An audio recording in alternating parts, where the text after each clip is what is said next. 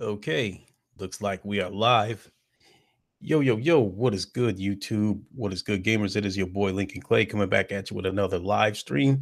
Remember to hit the like button to help spread my content to a wider audience. I would appreciate it.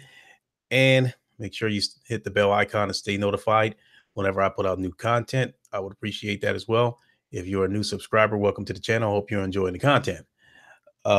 So tonight, I was supposed to have a Monday night edition of the Lincoln Show with guest Game Over HD, um, and I haven't heard back from him yet. So what I decided to do was to just go ahead and go live and interact with the chat. And if I should hear from him before long, what I'll do is just go ahead and close this stream down and then start up a new stream, officially titled the Lincoln Show. So hopefully I'll hear from him before long. So in the news today, I don't really think there's much to talk about. I went to N4G. That's usually where I go whenever I want to get a quick look at what the latest news is. I don't really mess around with Reddit that much. I'll poke my head in there every now and then, but with N4G is strictly gaming news and it's right there in front of me. So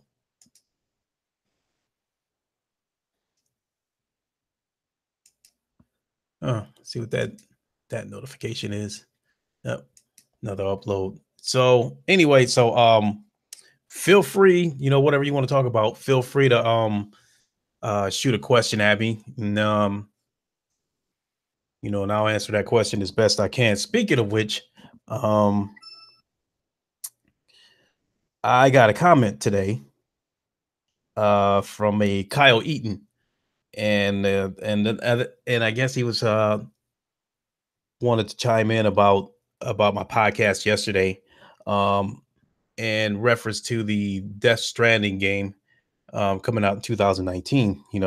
He thinks it could happen this year. So I'll read what he said and then I'll respond to it. So right here, he says, everybody says that Death Stranding is going to release in 2019, but there's actually no reason to believe that. And there's actually a reason to believe that it will release at the end of this year.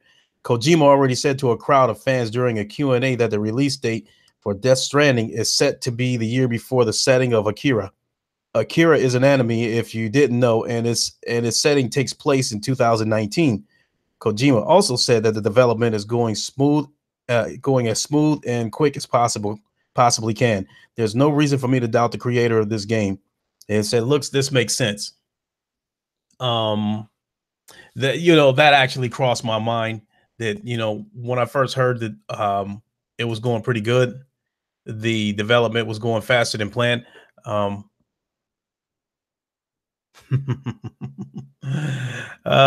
at a tweet from Jay Wags, and I'll get to that in a second because I just saw something that was pretty funny. So anyway, back to Kyle Eaton, what he was saying. I've wondered that when Kojima was saying that the development was going faster than planned, it actually crossed my mind a while back where they actually released this game in 2018, but I'm thinking not, because if they Sony has got a lot of exclusives, and I've said this before, that that I was concerned about them releasing so many exclusives so close to each other that they could create a log jam, and then these games don't get a chance to grow, they don't get a chance to breathe, and they wouldn't reach their full potential in terms of sales. So I mean, let's be honest, I love single player games, and I don't want them to go anywhere. But let's be honest. I mean, how many of us will play a single player game and then pretty much put it on the shelf until they add DLC or something? Let's be honest about that. So with that being said, I think if you release games too close to each other, you're gonna create a log jam. And there's gonna be games like Red Dead Redemption and maybe even Call of Duty might do pretty good depending on how much they price it at with no campaign. But I think it's a given that Red Dead Redemption 2 is going to do pretty good. We know Spider-Man is going to do pretty good. We already seen the God of War has done pretty good, but unfortunately, games like Yakuza's Song of Life got swallowed up in the God of War thing, and that was something that I was seriously concerned about with that game, because that was definitely a game I wanted to see. I definitely wanted to see that game do good, and that was, I think that was one of the games that I thought Sony probably should have started the year off with. If it would have been possible, I think they probably should have released Yakuza Song of Life back in January and start the year off with a bang and give this game time to grow. But their first major release came in February with Shadow of the Colossus, and so I just, I love that Sony is putting out all these exclusives, and I love these experiences that they're giving us. But I mean, honestly speaking, I just don't think that was a smart move, releasing Yakuza 3 days before God of War. I mean, if you feel that way about it, you might as well release it 3 days before Spider-Man, because it's going to get swallowed up just the same in that game. Um, so getting back to my answer to his question, I seriously think that they're gonna still release that game in 2019. And stop and think about it. Here's another angle that you can stop and think about it. I think Death Stranding is probably gonna be is probably gonna do better than Days Gone in terms of sales. Um, and so if they're willing to release Days Gone in 2019 to avoid it butting heads with other exclusives, why wouldn't they do it to Death Stranding? No, I mean that if they were to release in my opinion, if they were to release Death Stranding this year, closer to one of his, like Spider-Man, for instance, that would be pure genocide. I mean, they'd be killing themselves. And I just don't think that would be smart. So with that being said, I'm still sticking to my guns that I think this game is going to release in 2019. I think it's going to release probably in the middle of 2019, because I think since The Last of Us Part Two, uncompetitive, what's going on, bro? I think with The Last of Us being the biggest game that they're showcasing, I would like to think that, what's up, Twisted Phantom Mephisto, what's going on? I was supposed to be doing the Lincoln show tonight with Game Over HD, and I haven't heard from him. I did say that, if I hear from him, I did say if I heard from him, I would shut the stream down and then start up the Lincoln show. What's going on, Danny? But if you want to join me, um, and roll the dice and join me, I'll send you a link.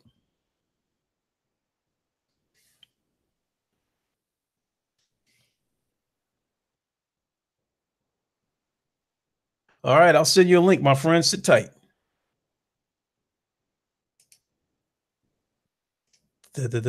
Actually, I've already copied and pasted. So all I gotta do is just go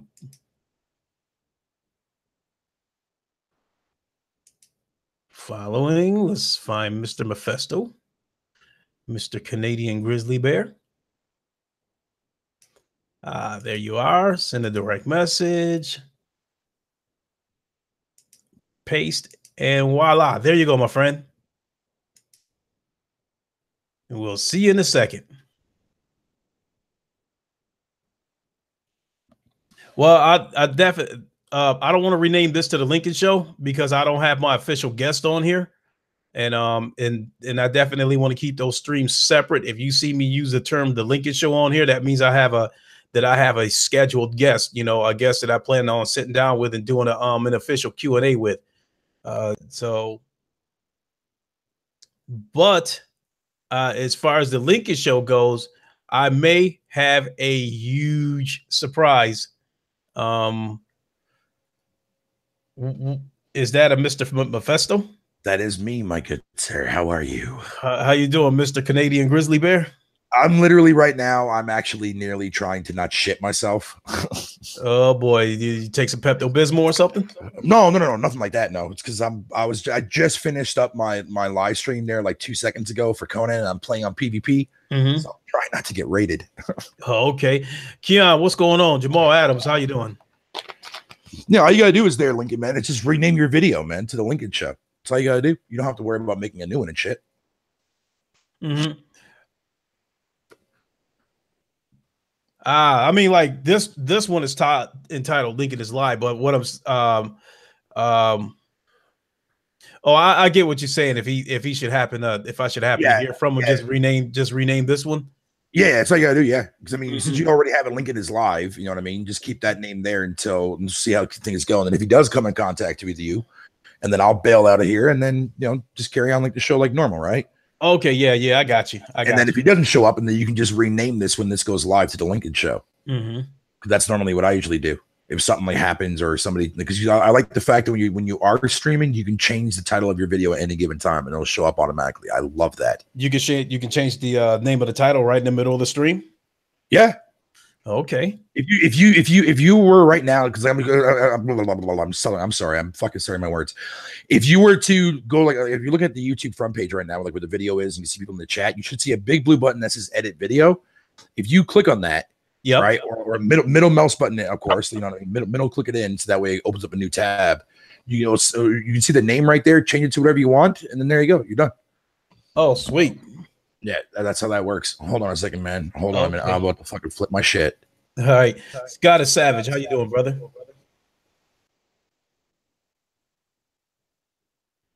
So I'm going to wait until Fatal Mephisto comes back so I can talk about the tweet that I saw with Jay Wags. I thought that was pretty funny. Hey, Ryan, what's going on, brother? How you doing? Tonight, as I said, it's kind of like, open to the chat. You guys want to shoot some questions at me or talk about, latest news that you might know about that I don't know about, feel free to shoot. Because when something like this happens, when I'm planning on doing the Lincoln Show and it doesn't come together as planned, I still feel like I should go on and do a stream and interact with the viewers. So I went, as I said before, I went to N4G and there wasn't yo, Danny, if I didn't say what's up, how you doing, brother? And I went to N4G, and as I was saying before, there wasn't any news there that really stuck out to me. Besides the normal shit. But I got an alert, a Twitter alert, and a new Metal Max game. I'm not familiar what that is, Ken. Well, do you want to fill me in on that?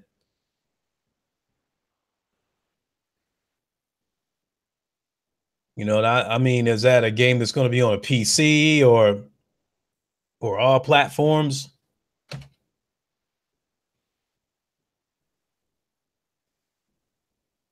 Hey Wags, what's going on? I was just about to speak about that tweet that I saw. I wanted to wait, until Fatal Mephisto. I think I don't know what he's doing. I don't know if he went to the bathroom or went to the kitchen or something like that. But as soon as he got back, I was going to share my screen with everybody and show them that offer that you got.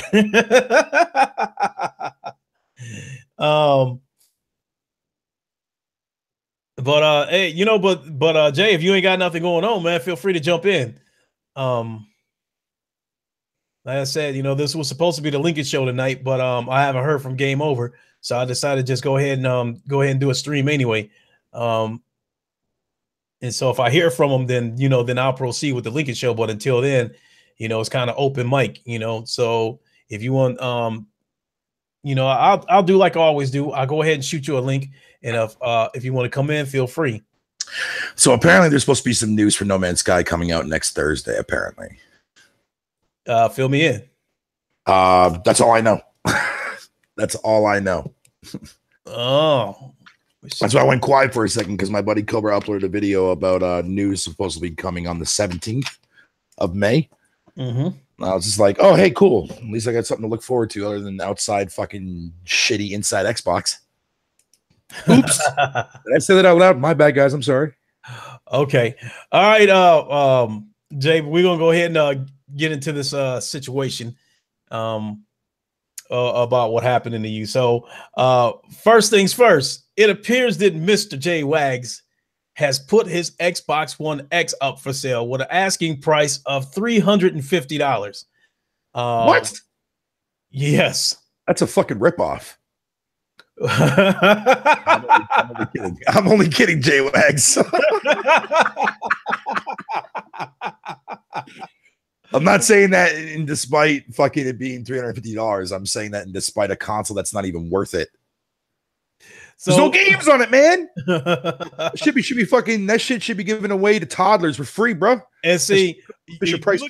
If you look at the comment section, he was offered $200, way off of his asking price of $350, and I would probably say $250 is the lowest I would go, J-Wags, to be honest. $100, man, is definitely kind of steep, but better than $150 fucking. Nah, fuck that. No. 300. Oh, dog, what's going on, brother? Psycho Mystic, what's going on? You know, in my case, I'm sorry to say this, Jay. I'm sorry to say this, Jay Wags, but being that I have no reason to buy the Xbox One X, even I couldn't pay $350 for it. It's not that your asking price is ridiculous or anything like that. It's just that Xbox has given this console no value whatsoever, in my opinion. Jackpot. And so, with that being said, you know, and like I responded to him on Twitter, and like I said on Twitter, when I responded to J Wags on Twitter, I said, "What good is a Corvette if you don't have a road to drive it on?" And so, yeah, I get what you're saying. You're not letting it go for less than three bills, you know. And then here's the other thing, Jay. Here's the other thing on my take on it is that even though the Xbox One X has not been out a full year yet, we are still nearing the end of this generation. What's going on, Jordan? We're still nearing the end of this generation. So truth be told, if I were to go buy an Xbox One X right this minute, even if I was willing to make a conscious effort to try to play it, damn on competitive, you got your head split open. $650 on a Scorpio? Well, to be fair, they're $599 over here for the Xbox One X alone, just like the Pro, or the Xbox. Well, whatever the fuck ever. You know what I mean? The X. God, I hate that name, man. It sounds like a fucking 360 handle name. Keon, this Shining Resonance, I've never even heard of this game, but I can definitely Shining Resonance, but I can definitely tell you that if a game has microtransactions in it where it's a pay to win narrative, I'm against it. Hold on, I'm looking this up right now. Goddamn chat, fuck off, stop moving. There we go. So uncompetitive. Tell me about where you got this Project Scorpio from for $650. Yeah, what's up with all these chicks? Who the fuck are you guys? What's that? Oh, nothing. Just looking at something on Twitter. My bad. I'm sorry. Oh, okay. What? A Connect adapter? Did you not uncompetitive? Did you not know that you know that Connect was almost dead when around the time that the Xbox One X launched? Nothing had been said about the Connect. No games came out for it. Nothing. So okay. Oh, where are you from, uncompetitive? Where are you from? Said Fatal getting some tail on Twitter. I wish. I fucking wish, bro. So getting back to what I was saying about the Xbox One X, the console has no value. Oh, no kidding. That's a pretty neat feature. I didn't know about that. You live in the UK? He says he uses the Kinect to track his head in Battlefield 4, and he said he lives in the UK. So I guess that that explains that. That sounds fucking retarded. Like what? I mean, I don't know if that's a feature that would help you in the game, being able to track your head. But hey, if it's a feature, cool. But but thank you, Jordan. As I was saying about the Connect thing, it holds no value right now.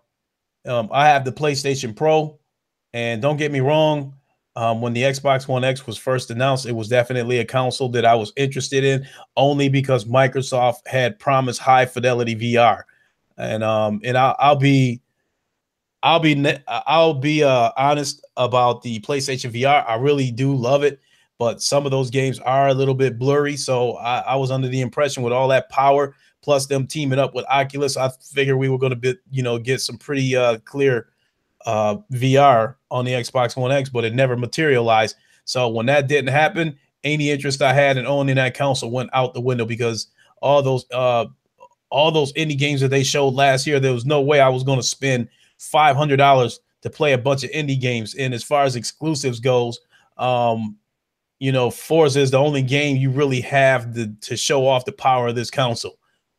So again, this console had no value to me. And then I've done comparisons because my son has an Xbox One X. I've done the side by side comparisons with the naked eye, and the majority of the games I cannot tell the difference. Therefore, there is no reason whatsoever for me to buy this console.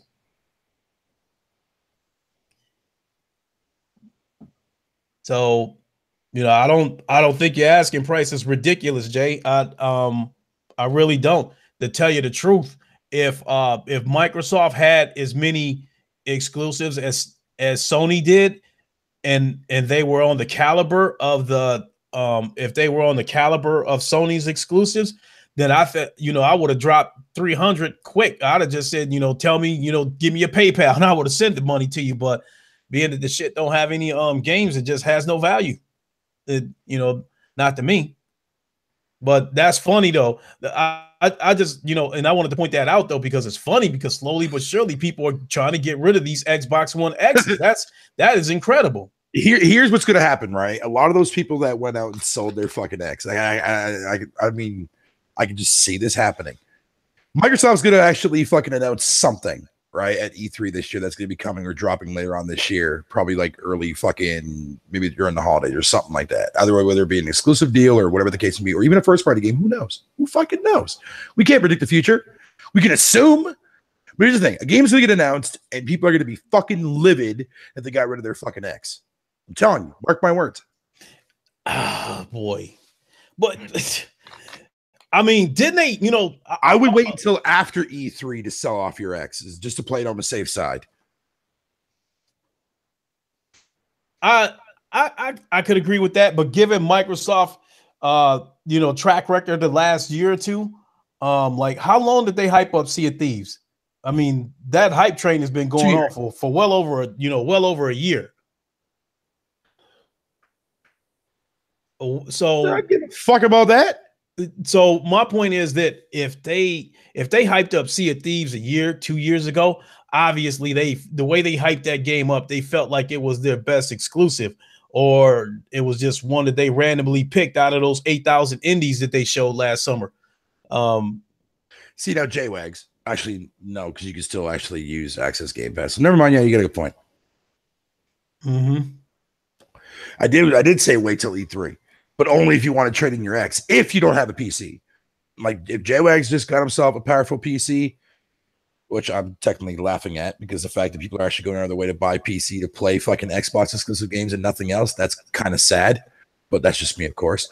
Point is that if you don't have a PC to fucking, for whatever the case may be, then wait until after E3 to sell your X. Because if Microsoft doesn't show anything to that values that fucking purchase that you made, which let's be honest, is not going to, but I'm just saying, just wait it out. That's what I would do.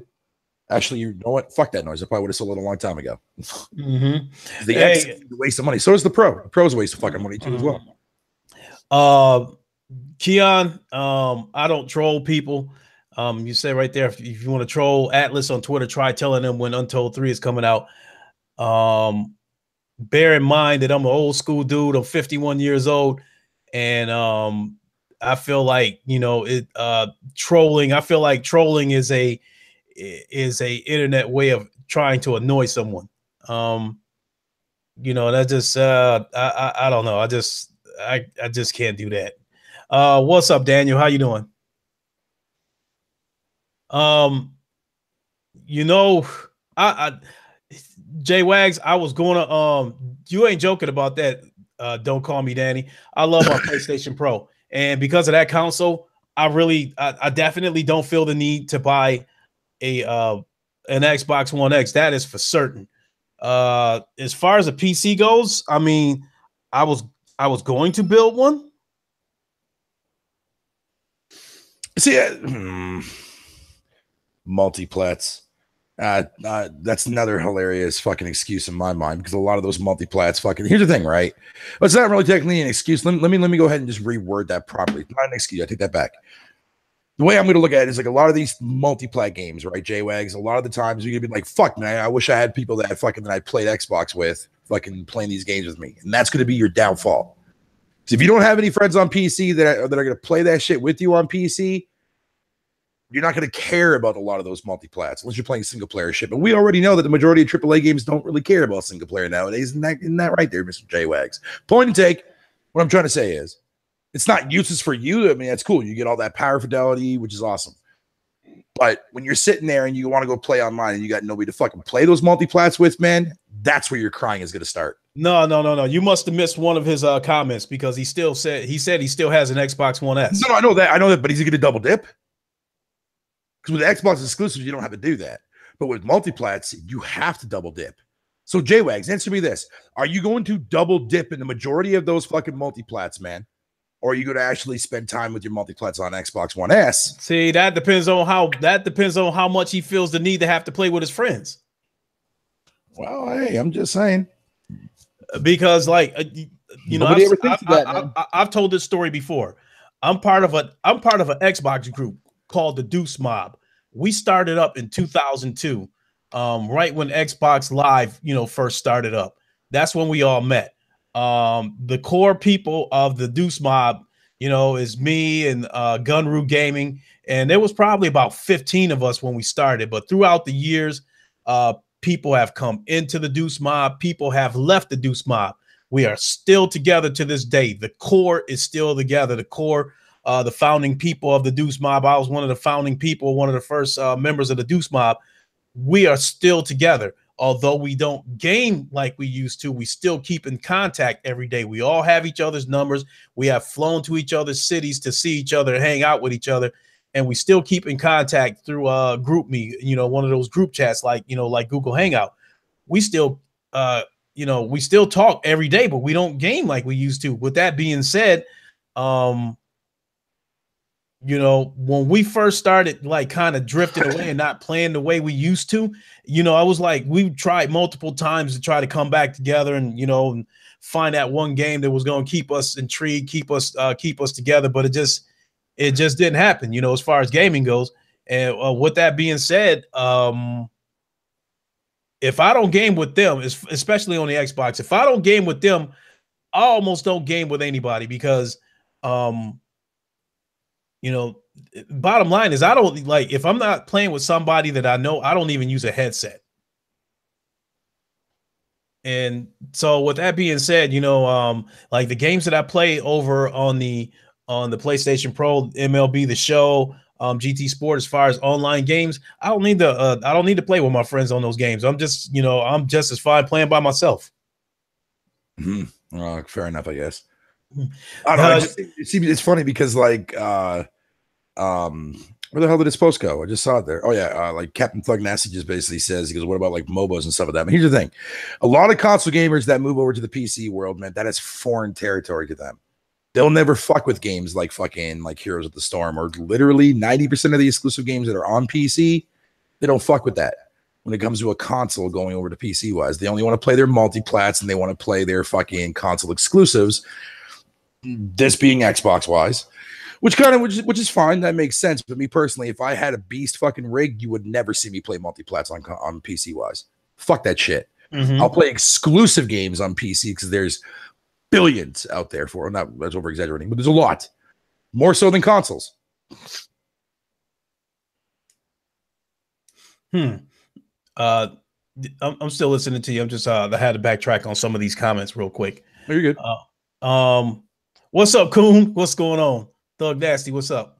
I feel so bad saying that name in the chat. But I know it's a South Park reference. Right.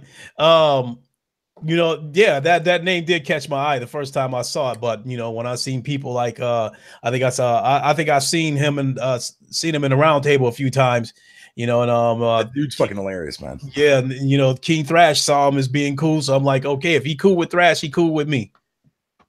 Yep. So anyway, J-Wags, where the fuck did you go, son, man? You went quiet, bro, when I asked you that question. Probably still thinking that way. He's probably working on his video though. But I was genuinely curious to see what his reaction would be. Mm-hmm. He said he's making a video right now, but he's yeah, that's what I mean. Yeah, but wow, I mean that's just funny how people slowly getting rid of these Xbox One X's. And, see, it's funny for me. Like I was saying this on my live stream there about a half hour ago. I'm double dipping and buying a fucking Conan on PS4 because I got nobody to play with on the Xbox. So I ventured out in my territory. I'm like, you know what? Let me see if I can actually find people, you know, that I could play this with, right? So I went on the official forums. I've made a post over there. I went on the official Conan Exiles Reddit page, letting people know that, you know, I'm looking for people on this such and such on the Xbox. If I can be able to play on the server. Didn't get a single response for 2 days. Not a single response for 2 days straight. Now I guarantee you, over on the PlayStation side, I already got fucking my Don't Call Me Danny. He's picking the game up there soon. Ian's buying it on the PS4, and a few other people too as well are getting it fucking on their next pay for the PS4 version of the game. So I'm going to do that, and then on top of that too as well, I'm going to double dip and buy it again on the PS4. But not only that too as well, I'm going to rent out a server on the PS4 so that me and people that follow me or subscribe to me will be able to play it over there. Because chances of me getting people to play it on the Xbox. Fucking rarity, man.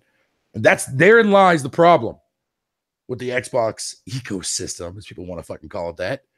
Motherfuckers only fucking want to play stupid dumb shit. If it's not Halo, if it's not Gears, if it's not Forza, if it's not anything else that's a popular online game, you have like almost next to impossible to find people to play it with. But those games are worn out. I mean, but they still do have a lot of people that play them. So I was just about to say that. Yeah, a lot of people are still playing Halo 5. A lot of people are still playing, you know, the fucking Gears of Horus fucking 4 and so on and so forth, man.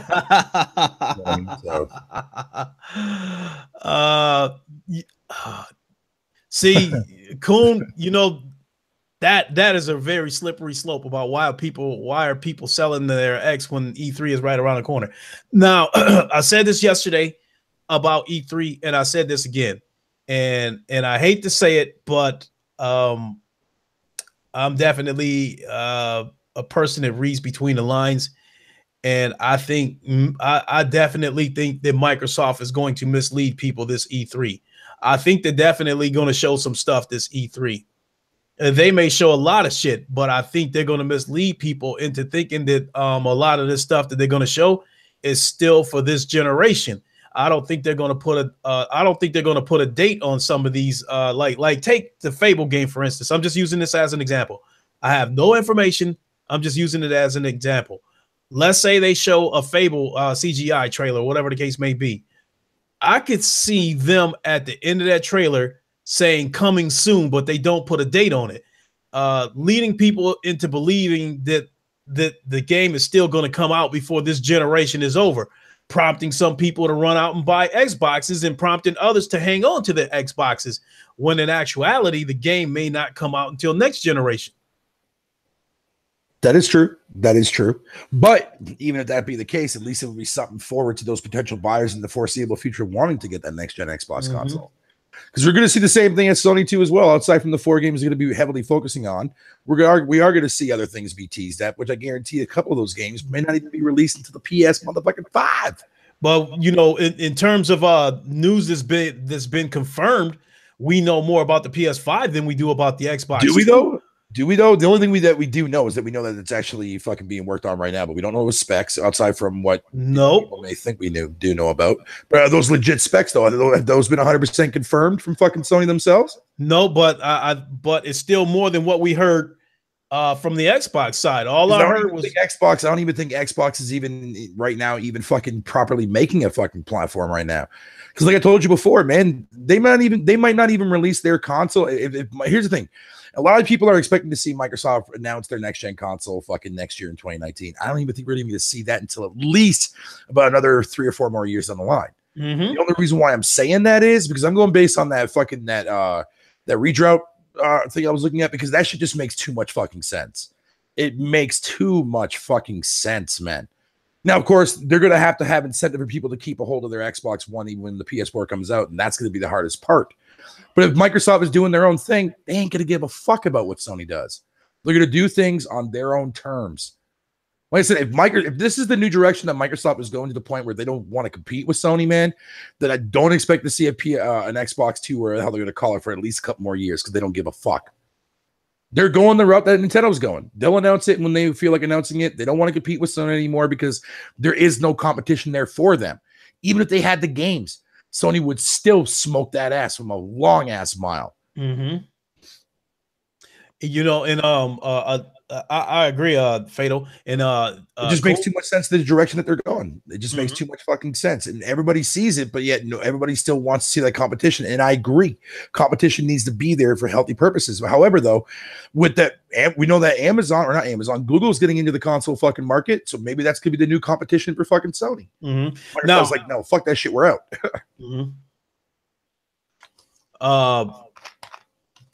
Let me go back to like Ryan Landis. I think in 2013, he said in 2013, Xbox called the Xbox One a platform for the next 10 years. I hope that's true for the sake of the X. This is what I believe, Ryan. The only way Microsoft will keep the Xbox One X around for the next 10 years is if it is actually the last true console as we know it right now. No. The only way, this is what I'm trying to say, the only way they will keep the Xbox One X around for the next 10 years, in my opinion, and continue to support it, is if the next Xbox isn't a full-blown console. If it turns out to be some kind of Steam box or even a Fire Stick. Nope. It could be a next-gen console, because look at Sony. Sony keeps their fucking platform on the market for 10 consecutive years, even after the next-gen console comes out. Microsoft can do the same. They can do the same. Yeah, but if you keep in mind, Microsoft had a track record of trying to cut the support short on the previous gen consoles to try to force people to upgrade, and that is one of the reasons. That was Don Matrix's fucking view. Now we're under the actual. Yeah, but it happened. It happened. It happened the first generation. That's why the original Xbox only sold 24 million, because Sony did the same thing too as well with the PS1. Going to the PS2, they cut ties with the PS1. And after the PS2, that's when they took that 10-year trip down fucking memory lane. And they did the same thing with the PS3. The PS2 was still being manufactured back in 2012. That bitch was out for 12 fucking years. 12 fucking years. That was crazy. Real quick before let me answer Andre 6K before I get back to what I was trying to say. He says, this is for both of us, Fadeaway and Lincoln. Do you think Sony will wait until the PS4 is over 100 mil before we hear anything about the PS5? I personally think that they are going to announce the PS5 next year at some point. I don't know if it's going to happen at E3, if it's going to happen at, Paris Games Week, or, the PSX, or if they do some kind of Nintendo Direct thing that announce it. But I think they're going to announce it next year, regardless of how many units are sold. What do you think, Fatal? That's a possibility. Yeah, I think we're now starting to see that wind down, and I think that's why Sony's taking this approach with E3 this year. Like, there's gonna be fluff, between now until the end of 2019. But yeah, next year at E3, that's when, or even before that, we might even see like them host like a PS5 reveal, like in February next year. Bye. Excuse me, Mark. I totally agree. And I don't know. My gut just tells me that the PS5 is coming out holiday 2019. I think it's coming out November 2019. Yeah, and we'll know 100% for certain the direction that Microsoft is absolutely fucking going with, because if next year if Sony doesn't show off their PS5 and Microsoft's got no next-gen console to show next year at E3, then as I told you guys right here and right now, man, Microsoft is no longer competing with Sony.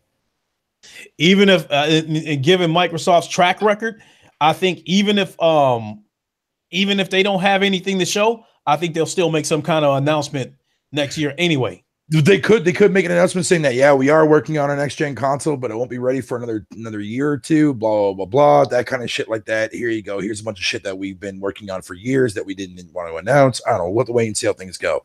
But as I said, though, I personally believe that that's the direction Microsoft's going. If you read between the lines and you see the way to the direction Microsoft is going right now, they don't want to compete with Sony anymore because they can't.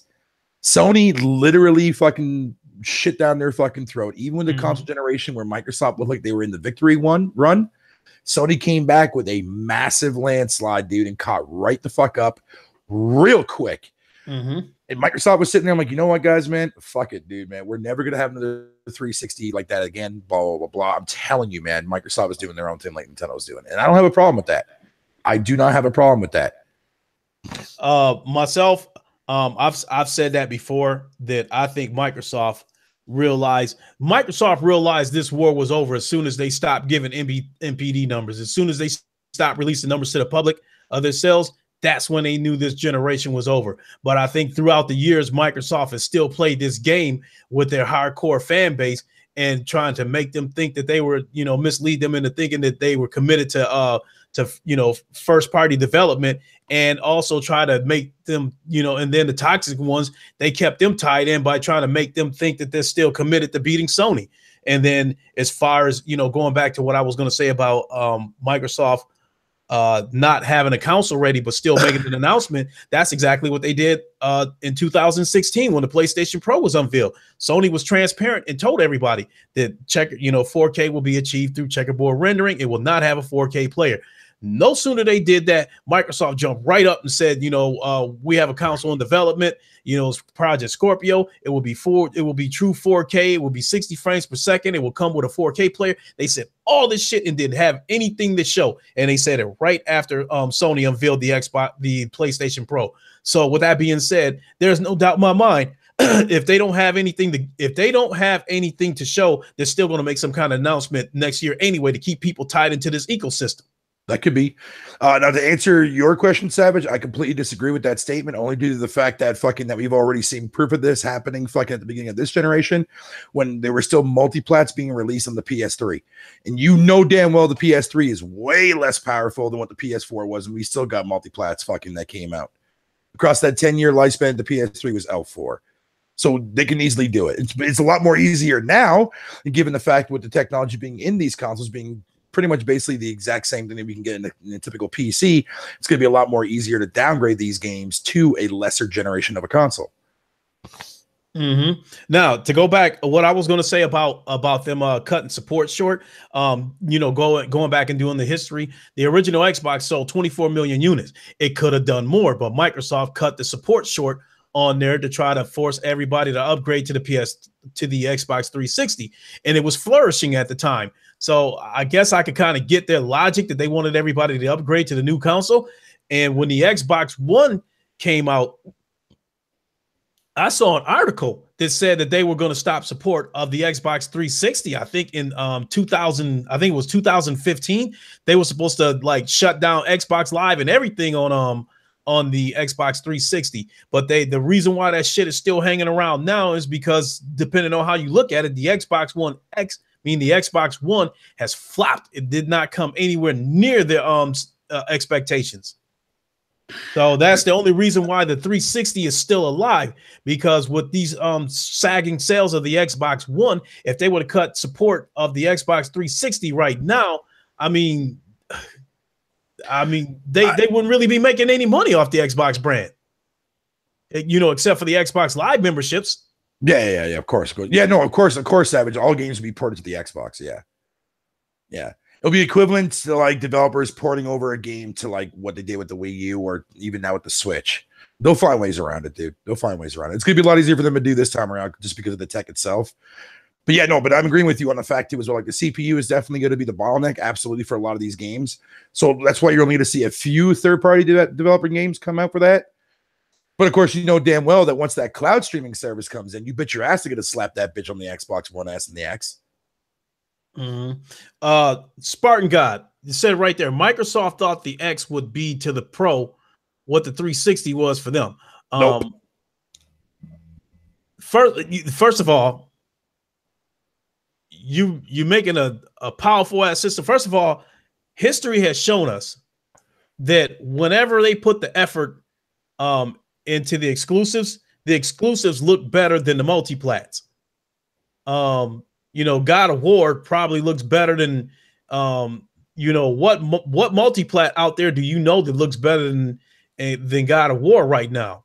And it's definitely proved during the PS3 generation, their exclusives always look better than the multiplats.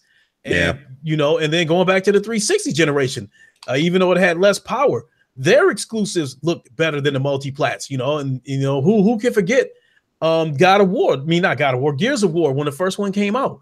Those breathtaking graphics, it was like it raised the bar. With that being said, I do not know how Microsoft thought they were going to put out a console with that much power, with no games, and didn't think anybody was going to question it over time. They knew. I don't know what they were thinking. They were, what they were doing, man? They were banking on people to go out and buy the X-Men for like fucking their Call of Duties and for fucking, Grand Theft Auto and shit like that. Because third-party multi-plat games sell more than exclusives on any platform, period. So that's what they were banking off of. That, what? In this, if they would have sold that console for $400, I think it would have been a realistic vision. I agree. 100% agree. I really think, this generation is over. But I do think that if they would have sold the Xbox One X for $400, I think you would have seen weekly numbers on VG charts that would have been competitive with the PlayStation. Yeah. But that $500 price tag, in my opinion, with no exclusives, that was all the more reason to sell that console for $400. I think that was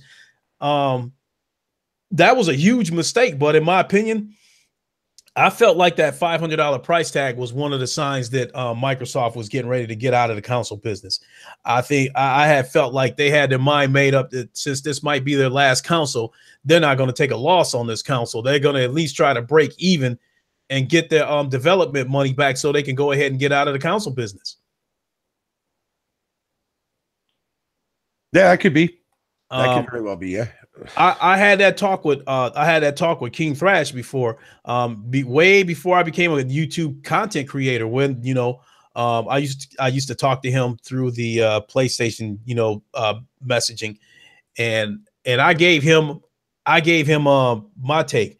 I told him what I really thought happened was that is no secret that I guess the investors have been wanting Microsoft to sell off the Xbox division for years, and I felt like they started developing the Xbox One X, and I don't know if it was a situation where the thing cost way more money than they anticipated, but I got the impression that halfway through development, somebody was about to pull the plug on the Xbox One X.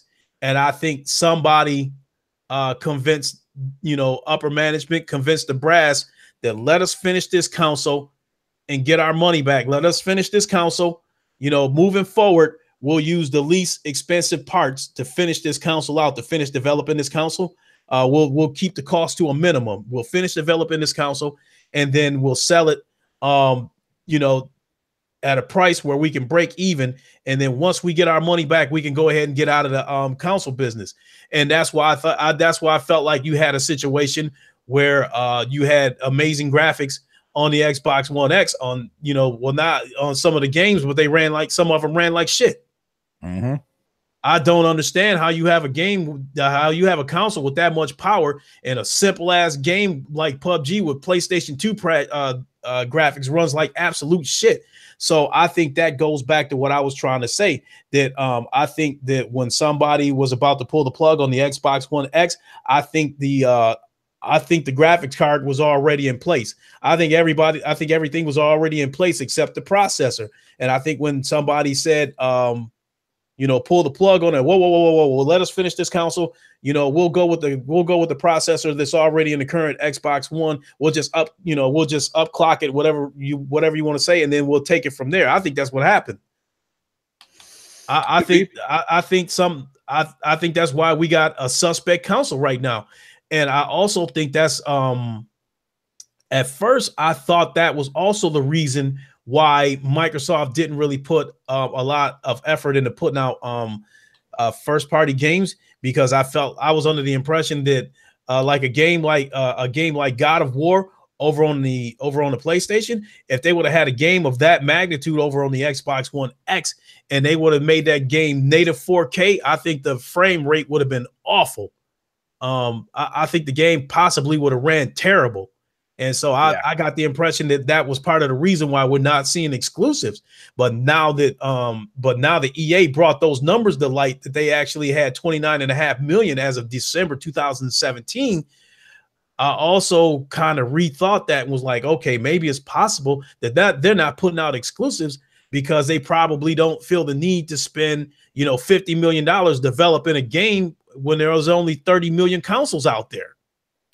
Maybe, and here's the funny thing that nobody ever actually thinks about, because a lot of people don't care to think about this, because when you buy that console, like that's already money in their pocket. But I wonder how many people, like, let's say on average, 33 million, right? Just for the Xbox One right now. You have to question to yourself, how many of those people that did buy that console even still own the fucking thing? That is a huge question. Mm-hmm. And nobody ever thinks about that. In this late into the generation, like me, for instance, this late into the generation, I have the standard Xbox One. If I were to sell that console right now, only two kinds of people would be interested in buying that console. One would be somebody that had an Xbox and is looking to get another one.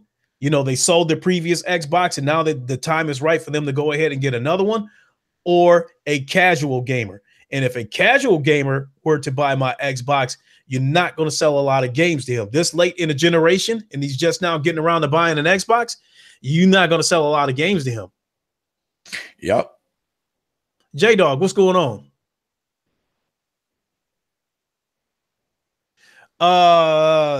Savage Uger, did you hear about the Crackdown 3 bullshit rumor? It got delayed because it got a bigger budget. Really? I can actually believe that, believe it or not, because like I told people before, go back and look at the reaction that gamers had back in 2017 when they showed that game off. That game looked like fucking garbage, man. I would not be fucking surprised. As hard as that may be to believe there, Savage, dude, and don't get me wrong, I don't blame people for thinking that. I'm speculating here, but I can honestly, truthfully tell you guys that I believe in that. I think that they went back and they pushed in more money, man, because that could be why, think about it, man. That might even be the reason why fucking State of Decay fucking got that downgrade. Because maybe they took the money that they were investing into that game and said, fuck it, let's do it the goddamn fucking Crackdown 3. Savage Uger, I'm trying to, every fiber in me is trying to say that probably is a bullshit reason why the game got delayed. But I'm with Fado on this one. And I believe it. I believe that's possible. And here's why. Because they don't appear to have anything coming up after Crackdown 3. With that being said, I've said it before. They're going to release this game regardless. At first, if they would have had the amount of exclusives that Sony has, with all the problems that this game appears to be having, I think they would have just slid this game out the back door and never would have mentioned a word. I think that would have just been it. Uncompetitive, why because we're all on the same page. You Savage and me, we're all on the same page. In the beginning, I believed that Crackdown 3 was going to get canceled because I was led to believe that Microsoft had enough exclusives to fall back on after Crackdown 3. But after it became apparent that they don't have anything after Crackdown 3, they have to release this game. They have to release this game, because if they don't, it's going to stick out like a sore thumb. Sea of Thieves is garbage. State of Decay hasn't even hit yet, and it's already being met with skepticism. Exactly. So if they don't release Crackdown 3, it's going to stick out like a sore thumb. It is going to hurt them bad. And not only that, it will further solidify their reputation as a company that does not want to compete. Now, think of it like this too as well. Remember, there's a lot that was actually being advertised at the time when that game got fucking announced. Remember the whole entire cloud-based thing for the multiplayer? You guys remember that shit? Mm-hmm. Microsoft can't go back on that. They need that destructibility. If people fucking get that game, and if it were to drop in the state that it is now, and there was no destructibility in that multiplayer, dude, people are going to be pissed. So here's what I firmly believe. I think that a lot of that budget or that extra money that would have technically let me just break this down as quickly as I possibly can. I firmly believe that at one point in time, State of Decay was going to be a game that did actually equivalently have a budget of a AAA status quo fucking game. Now, with that said, however, I think Microsoft, after the fucking release, and hence the reason why we didn't see nothing on fucking State of Decay until now, is that they took that extra budget that they were throwing at State of Decay and decided to put it into Crackdown 3, because there's a lot more riding on Crackdown 3. Mm-hmm. So when that developer from Undead Labs technically made that tweet 2 years ago, right, or a year and a half ago, whatever the hell it was, about that game being AAA, I firmly believe at the time when he said that, the budget that Microsoft gave them to make that game for the sequel to State of Decay was, at one case in point, a AAA status quo fucking game. But I think now Microsoft decided to turn against that and said, look, man, I'm sorry, but we have to do this. You're going to have to make the game into a budget title like you did with the first game, but make it enough in ways that we can at least charge a little bit more, do a little bit more to it. And that's what they're doing. But all that money that was supposed to go into State of Decay is now 100% now into Crackdown fucking 3. Because like I said, go back and look at all the reception that fucking Crackdown 3 got after E3 last year, and I would not be fucking surprised at all.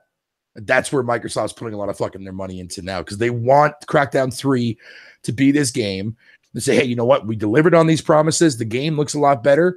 And on top of that, too, as well, we are proving to you motherfuckers, man, that the cloud can do what it's supposed to do in the multiplayer for destructibility. That's my theory on it. And I believe that makes a lot of sense. Uncompetitive. Crackdown 3 being broken would affect Microsoft's reputation as a provider of cloud compute. Does Microsoft do they have a good reputation right now? Look what they released with Sea of Thieves. And the same thing's going to happen with Crackdown 3. Even if this game isn't ready, at some point they're going to say that we can't delay this any longer, and they're going to say the curtain has to go up regardless, and they're going to release that game. And if it is broken, they're going to go into their PR spin about don't judge the game yet, updates, DLC, blah blah blah, it's still coming, wait until all is said and done before you pass judgment, and blah blah blah, just like we're getting with Sea of Thieves. So based on the way the way Microsoft spun that shit, I guess technically we can't pass judgment on Sea of Thieves for another 2-3 years. So yeah. But I honestly believe that if they had a bunch of exclusives the way Sony does, the game would have got canceled. Not a word would have been said, and it would have just got swept under the rug. Because I think after the Scalebound cancellation, I think it probably taught them that maybe they better keep their mouth shut. So let's say they had a bunch of exclusives, right? Mm-hmm. And they announced the cancellation of Scalebound. I think it still would have got the reception that it would have gotten, but I think Microsoft would have said, okay, maybe we'd have better find a way to be a little more low key about announcing cancellations. So with that being said, I still think that if they would have had a bunch of exclusives, Crackdown 3 would have got it canceled, and they just wouldn't have said anything about it. They would have just started their hype train on whatever they think is the next big title. Yeah. Correction. It was August when Crackdown 3 got delayed. So I correct myself on that one. Well, you know what? I mean, by the time I even started paying attention to this Crackdown debacle, so like, first of all, as far as subscribing to YouTube content creators and watching gaming videos and watching the very stuff that I'm doing right now, I haven't even been in this game a year yet. I've always been a gamer. I've always been passionate about gaming. And I'm not going to lie, the only time I would really watch gaming videos is if a new game was coming out, somebody got hold of it early, posted a video, I would watch that. If I'm playing a game and I get stuck, I'm not going to lie, if I played a game and I got stuck and I needed to get through it, I would watch, walkthrough videos and that kind of stuff. But in terms of like watching you as a content creator, Sick Humor, King Thrash, and stuff like that. I haven't even been in this game a year yet. When the Xbox One X got unveiled at E3, I jumped on YouTube and I was trying to gain more information about the console in terms of its specs. I was trying to check out videos of people who know what's inside that console, and they can give their opinion on what they think the console will do in terms of its performance. And that's how I started stumbling across people like King Thrash and stuff like that, because I think the first person video who I watched, I believe, was the Red Dragon, because I thought he was neutral. I watched his video on what he thought, when he gave his opinion on the Xbox One X reveal, and I had subbed to him. I think he might be the very first person that I subbed to. But then as time went on, I started seeing more YouTube content creators, Ryan the Professional, King Thrash, and a bunch of others. So that's what got me started on this journey. So, I went a little bit off track, but yeah, I haven't been in this game very long in terms of being a content creator and even watching videos. But once I started watching other people's videos and I saw that people had the same, opinion that I did, it made me want to be a content creator. They say Savage Uger. Personally, I don't believe this rumor because I've heard multiple of others say before this rumor say they are having development problems with Crackdown 3. We've been hearing that now for a while. Even last year, like, we didn't see nothing all of 2017 until E3. Okay, now somebody not saying anything about it. So that could be true. That could be true. Okay, so now this latest rumor is that it's been delayed because they got a bigger budget now. So when is the targeted release date then? We don't know. We'll have to wait till E3. Going back to that saying again, man, you got to wait till fucking E3, bro. Oh, boy. Yep.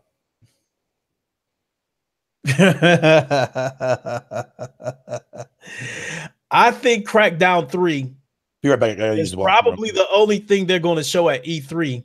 Be right back. Where they may give a solid release date.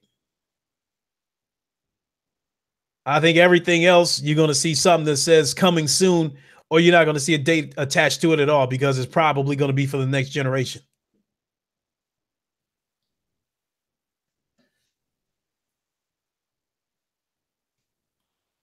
So what else you got, Fatal?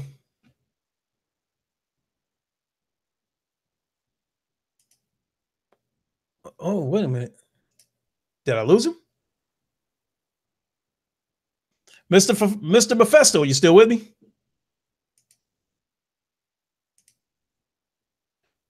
I don't know if I lost him or not, but I will go back and send him a link again anyway, just in case he did fall out.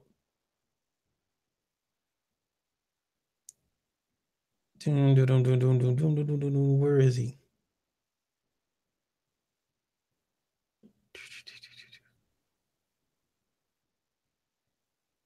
There he is.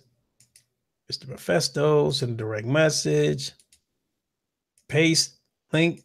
Booyah. Booyah, bitches. I thought I lost you for a minute there, mister. No. I had to go to the bathroom. I said be right back. Oh, okay. I'm sorry. I was rambling. I'm sorry. Oh, no, you're fine. That's why I didn't want to interrupt you. Okay. Don't worry, guys. I'm still here. I didn't fall in the toilet. Vid, relax. Vid. I'm calling it. He's going to be pushed until. Yo, don't say that, Vid. Yo, Video. What the fuck are you doing, bro? The fuck are you doing? Is that Video? No, that's not Video. But still, okay. Crackdown 3 for the next generation. Not very doubtful, man. In the next generation isn't going to start at the very earliest until holiday 2019. No, don't get me wrong, Savage dude, man. Fucking, I know you're correct about that. I think it's bullshit too as well. I don't want it to be bullshit.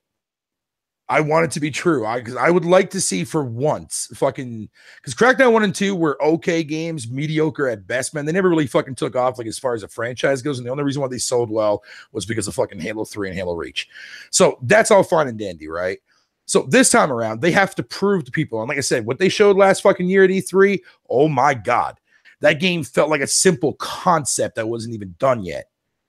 So I don't know, man. I want that fucking rumor to technically be true, but at the same time, fucking, yeah, I don't think it is, Savage. I'm with you on that, dude, but I just want it to be true. I mean, maybe I don't know. Maybe it's just part of me. Maybe I have way too much fucking faith in Microsoft, man, to come around and actually do something properly for once. And yes, I'm aware of their fucking faults throughout the course of the years. I watch every year their conference, even before I even bought the fucking thing, so I can see the flaws clear as day. Anybody can get it clear as day.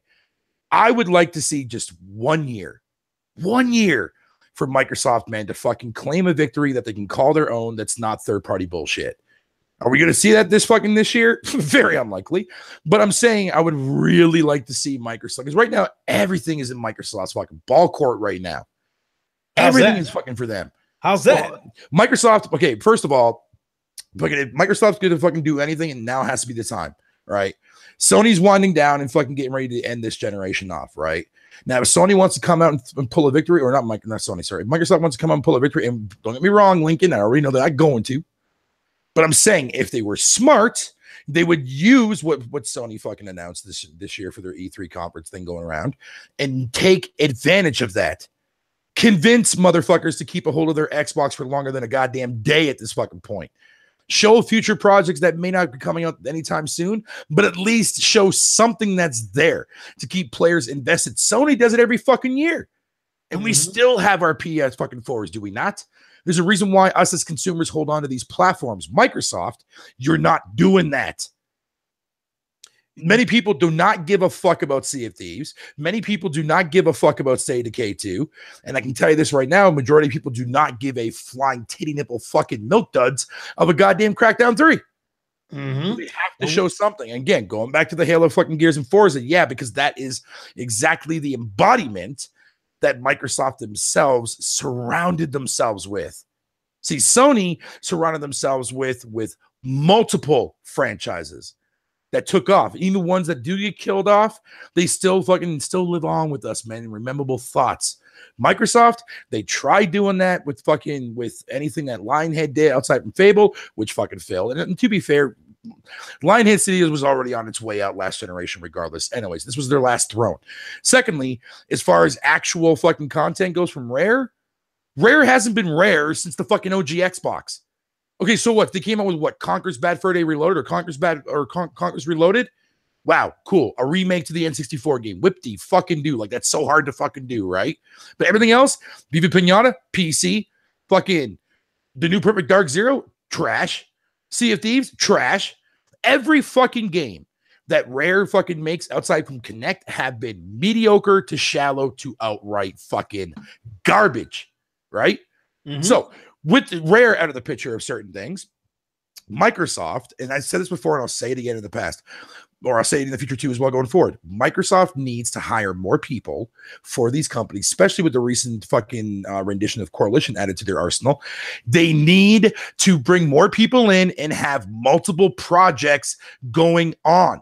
Microsoft fucking is known 2 generations in a row. Halo defined the Xbox. Gears of War made fucking everybody jump ship and say, wow, this is next gen for fucking the Xbox 360. This generation, nothing. Not a single game to define this generation for that platform. The same exact fucking shit. And that is the number one problem when you embody that into the Xbox ecosystem, because that's all they fucking want is those 3 IPs. Every time when the Microsoft does come out with something new or attempt to make something new or releases something different outside from those 3, nobody fucks with it. Now, should we blame Microsoft for that? Yeah, they have a portion to blame too as well. But the fan base that embodies the Xbox ecosystem is the number one reason why Xbox barely comes out with any more fucking decent first-party shit, because the fans don't want it. We've already seen proof of that again this generation. Sunset Overdrive, flopped. A fucking Quantum Break, flop. Fucking Lucky's Tale, flop. Every fucking game that Microsoft has done, whether it be from a first-party studio exclusive deal, from first-party wise, or even second or third-party exclusive wise, does not matter.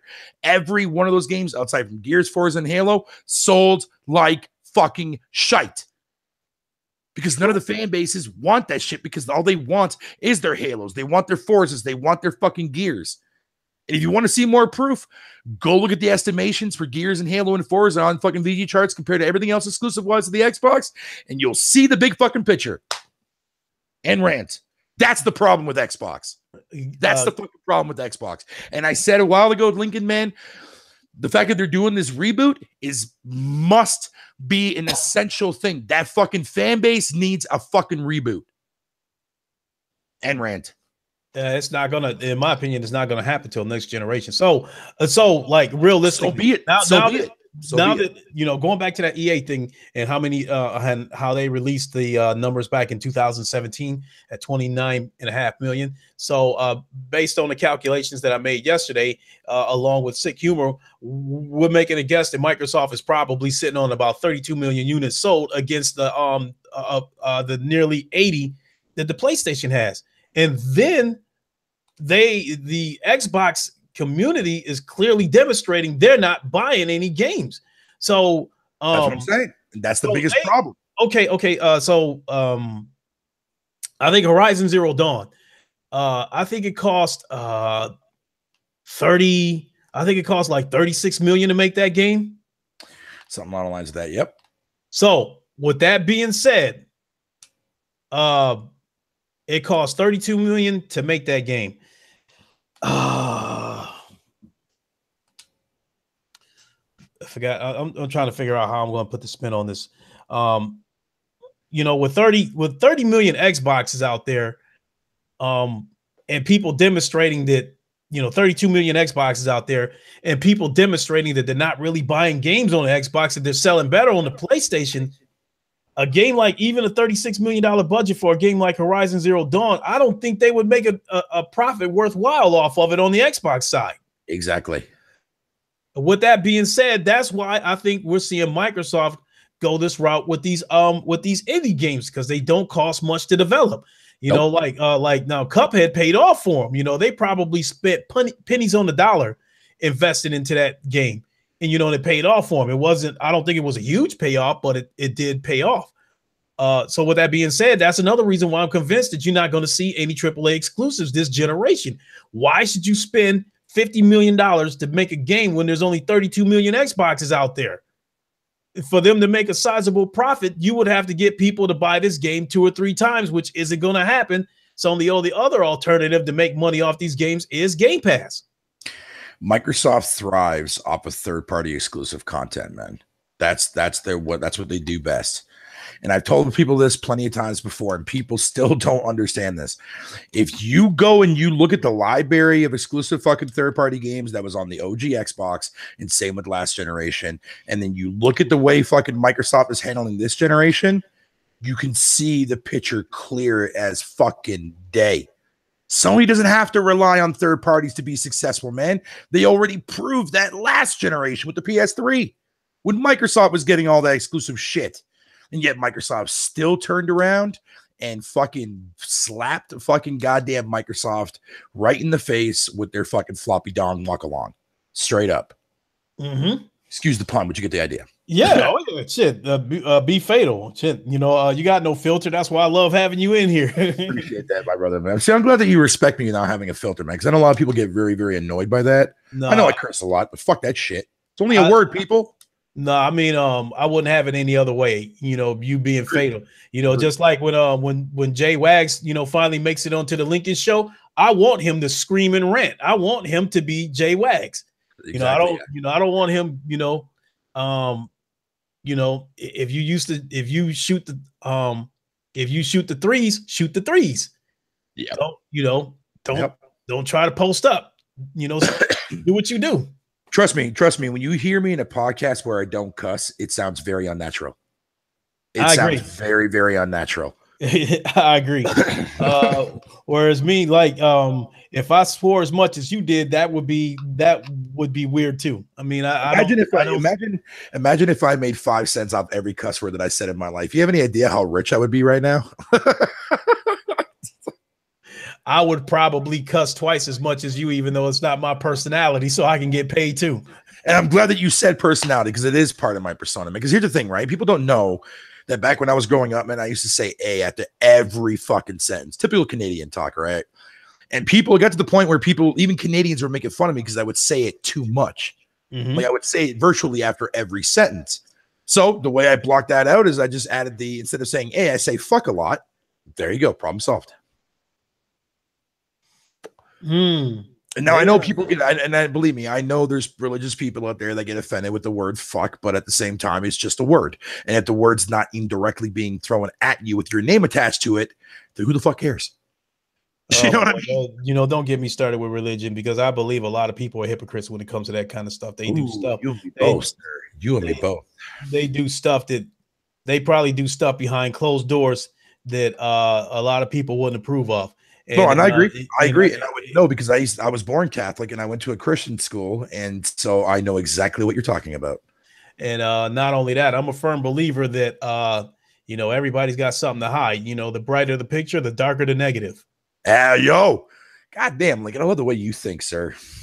I love the way you think. Because that makes that's like fucking gospel in my earlobes, bro. What you just said there, man, because you're absolutely correct on that. And there's a lot of things in this world that we can't fucking decide. And I can tell you this right now, Xbox is one of them.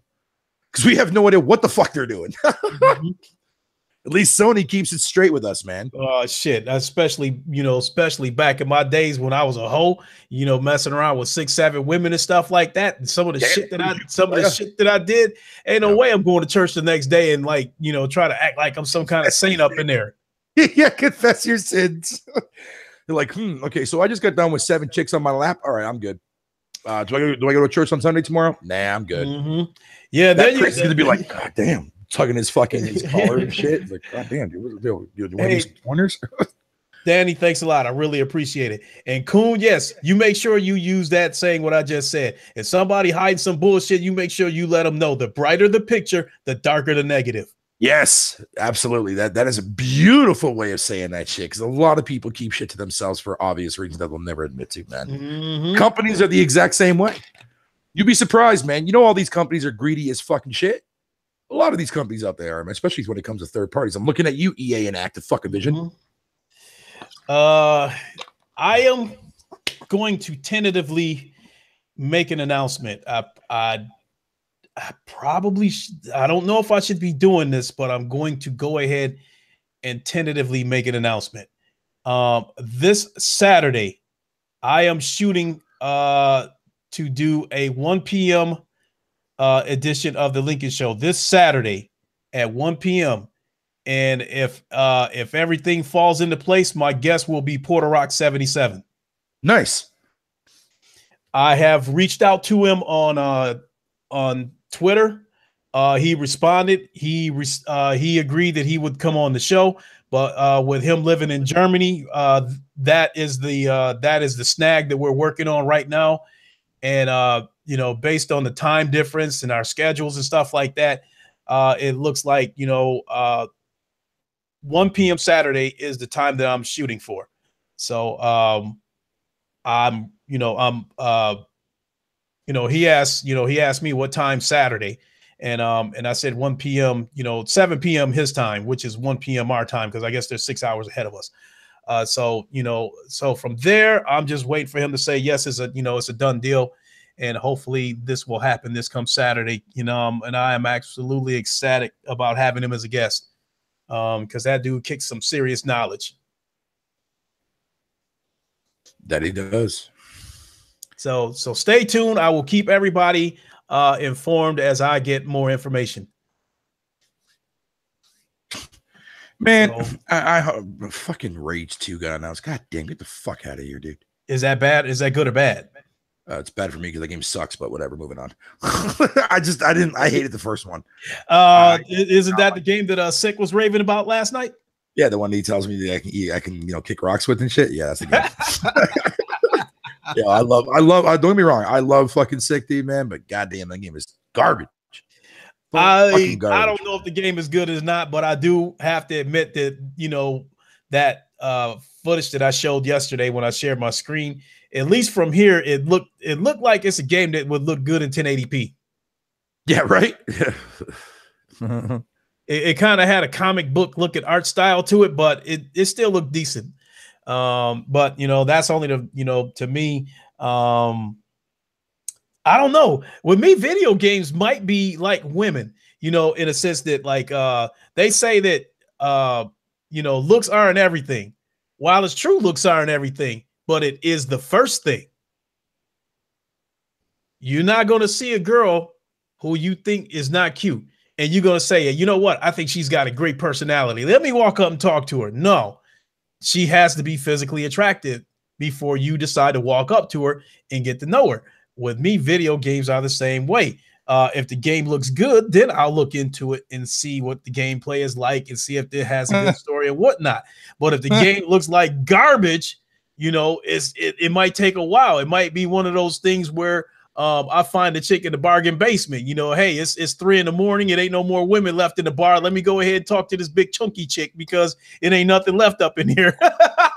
Yo, but truth be told, man, a lot of you're technically right about that. Here's the thing: if a game is chunky like those heifers out there, man, those girls need some love too, bro. Those girls need some loves, man. And I'm always down for some good old fat, saggy ass titties if it really need be. So a game like that, man, fuck it, I'll play it. I don't give a fuck.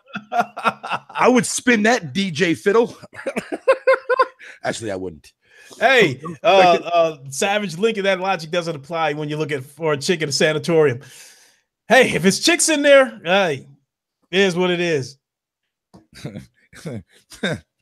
I met some chicks and then, and blew them out. The next day I found out they lived in a, in a damn like shelter or something like that for battered women and shit. I've come across just about everything. Keep in mind, I'm not a spring chicken, so I've seen a lot of done shit. I've done a lot of shit. Crap Gamer said PS5 will be $900. You know what? Crap Gamer can suck my ass while I'm shitting. Fuck that dude. Damn. And I can totally agree with that statement, sir. That dude just, oh god, he's a fucking dumbbell and nooch cockfuck. Man, I mean his shit. This shit is crusty love too, just not for me. Right. As the saying goes, that's too much pork for one fork. Shit. That guy like myself, that's plenty of fucking pork for my fork. Well, hey, that is, of course, and Yuger. Now here's the thing. Crazy chicks, they start out normal. First of all, there's no cure for crazy. Because I found that out firsthand. And it's still lingering to this very day. There's no cure for crazy. But a lot of those crazy chicks, they don't look in the mirror and say, I need help. They look in the mirror and say, I got to find a way to be more inconspicuous with the insanity, with the crazy. They got to find a way to be more inconspicuous with that shit. What's up, Gunru? What's up, man? You want to jump in here? What's up, Gunru, man? Yo, yeah. Gunru, my homie G. What up there, man? Yeah. Come on in here, man. Let me go ahead and send you this link. Oh yeah, dude. Get your brother in there. Yeah. Get on up in here, man. Come on up in here, man. No, I was saying before. I love that thing what you said too as well. More pork for the fork, man. But the problem is with me though. I need to find my fork first. Once I find that, then maybe I might be okay to down that pork. Stationary. Hey, but I mean, I shouldn't laugh. Now, don't get me wrong. I've had some, way back in my days, because the bars close at 2:00, and here it is 1:45, and it ain't nothing but heavyweights left up in there. So I'm like, okay, I can probably take them out in the parking lot and blow them out in the back seat and send them on their way because I don't want to be seen in public.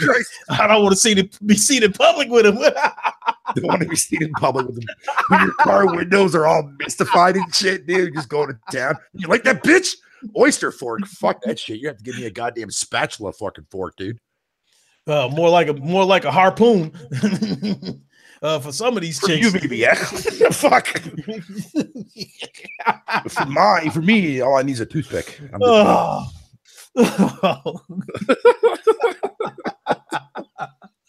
I love making fun of myself, dude, man. It's a very common thing with me as far as personality goes, because that's how I used to piss off the bullies back in the day with me. Oh man, you gotta be able to laugh, man. I mean, dude, laughing is the best cure, man.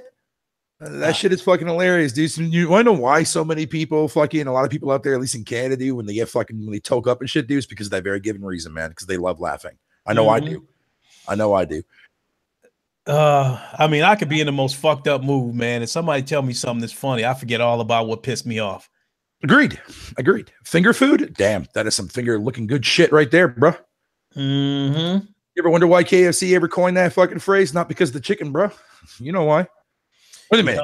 Does that mean Colonel Sanders did something? No, I'm not going there. You know how when people get married and shit like that, and they, take a little drink of wine and they intertwine their arms as they're drinking the wine. Some people do that. You got a heavyweight chick out, intertwine and eat them drumsticks together. So caring and so sensuous and so romantic, so romantic. No, you know what I love though, man? It's like when you order food and it's like something that you haven't eaten in so long. And then like you take that one bite and you forget how orgasmic the fucking food tastes. Mm-hmm. Like it's like your fucking like your mouth is just like lit up at like a party and shit, dude, in Hawaii. Mm-hmm. Fuck, I love that sensation feeling, dude. I mean, of course, I'm not surprised given my weight. I mean, let's be honest, I fucking eat a lot, but that's besides the point. Point is, it's good shit.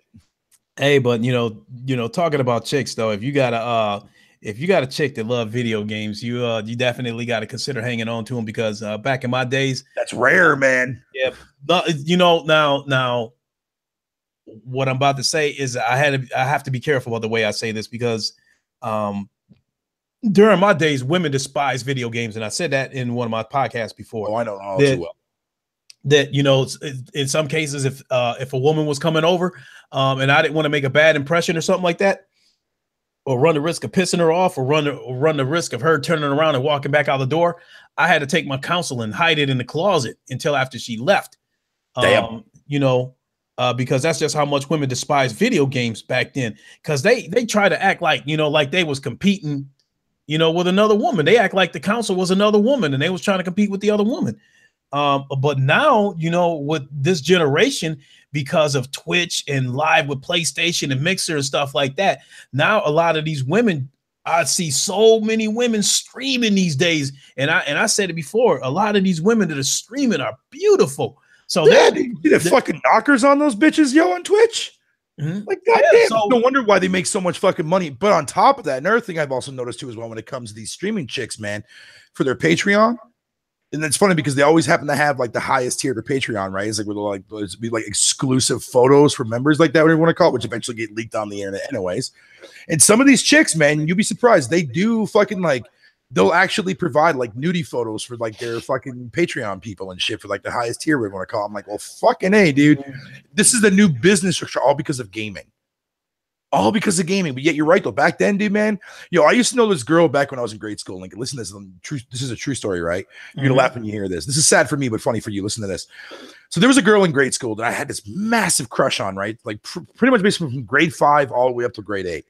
Always wanted to, I've always wanted to be with this chick, man. Like she was gorgeous. She was intelligent, dude. She was down to earth, smart as shit. And plus, I fucking knew a lot of her fucking relatives and family members and stuff too as well. And so after we finished grade school, I would say about maybe 5 years after I dropped out of high school and I started taking care of my grandma and shit like that full time. Well, my brother was living at my grandma's place at the time, and he started dating someone. But for some odd reason, he was being very, very sneaky about it. Like whenever she would come over, my brother would either tell me to leave or fucking he would actually go out and hang out and go to rent a hotel, whatever the case may be. And I was always curious that, but I never really thought too much of it.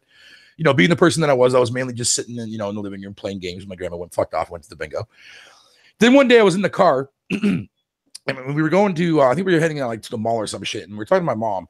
And my mom accidentally slipped out the girl's name, right? I'm not going to say obviously for obvious reasons, but and then I just sat there and I listened. I'm like, wait, what's going on? And she's like, oh, fuck. Now you're going to find out. I'm like, what happened? Just tell me. Turns out my brother fucking started dating this fucking girl who I had a crush on all the way fucking through grade school and shit, bro, right? Like it was going to affect me or piss me off or that at the time when I found out about it. I'm like, no, I don't give a fuck. But I always found it to be hilarious, man. Like my brother fucking dating a girl that I had the massive fucking crush on back when I was in grade school, dude. Kind of creeped me out a little bit. But I did get a chance to see her naked once, and it was fucking glorious. That's all I'm going to say. Moving on. It was glorious. Back in the days, I was a pretty boy, and I wasn't. Yo, where's your homie at?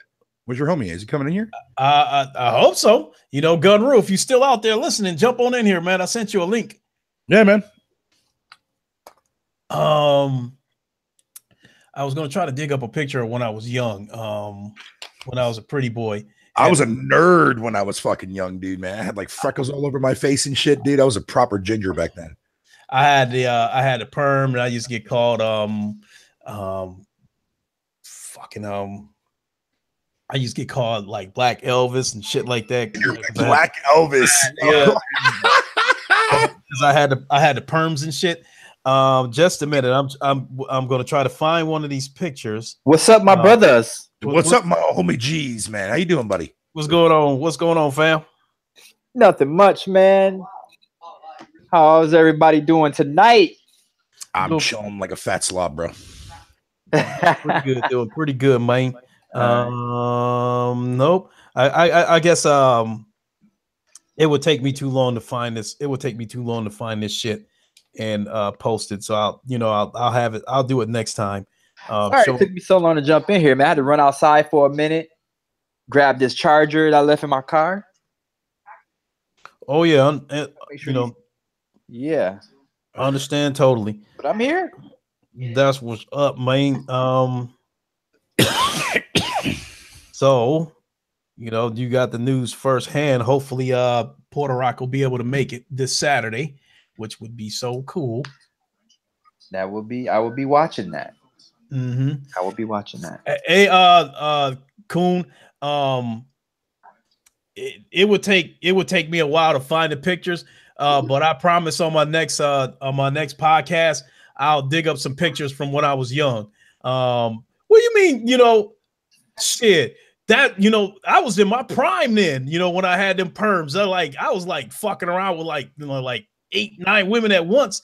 When I was like 19, 20 years old. I was a straight up hoe back then. Y'all ever see the movie? Y'all see the movie Coming to America? Y'all remember Daryl? Yeah. That's him. That was Lincoln right there. God damn, dude. That all makes fucking sense. Remember Daryl? That's Lincoln right there. That hairstyle and everything.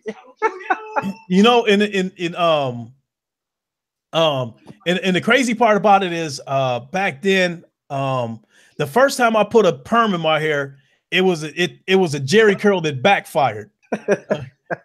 One of my boys had a Jerry curl, one of my boys that I was running around with, and I'm not gonna lie, he had a small tight afro, but when he put them Jerry curls in his hair, and this was at a time when Michael Jackson and Prince was hot, that's when they was the hot dudes. So any dude that had Jerry curls, they could have a face that looked like a fucking pit bull. If they had Jerry curls, they was pulling women. And my boy, he was a good built dude. He was a decent looking dude. Soon as he, soon as he put the Jerry curls in his head, that was it. He had the chicks coming at him. So I was like, fuck that. Let's get this damn Jerry curl in my head. Let's get this shit going. So we go back to his crib. He slapped that shit in my head, man. It was like he, lit a fire on top of my head. That damn shit was so damn hot. And I'm like, man, get this shit out of my head. So we sticking my head under the sink trying to wash this shit out. And my hair went straight. It didn't curl at all. So we started, trying to spray all kinds of curl activators and shit like that try to get it to curl up, and it still wouldn't curl up. It still stayed straight. So at first I had my hair flying all over the damn place, looking like a punk rocker and shit like that. And then I started using hairspray and shit like that, and started, shaping it like Elvis and shit like that. And hey, laugh all you want, man, but I was going up into the club snatching them. I bet you were. I hate no you. I hate no you at all. Yeah, and then in the beginning, I couldn't dance, and I taught myself to dance. So that perm, and then I was one of those dudes that was wearing the Oxford shirts with the turtlenecks under them. I was wearing black slacks with my pants cuffed up at the bottom with the white socks coming out like Michael Jackson and shit. Man, I was going up in the club snatching them.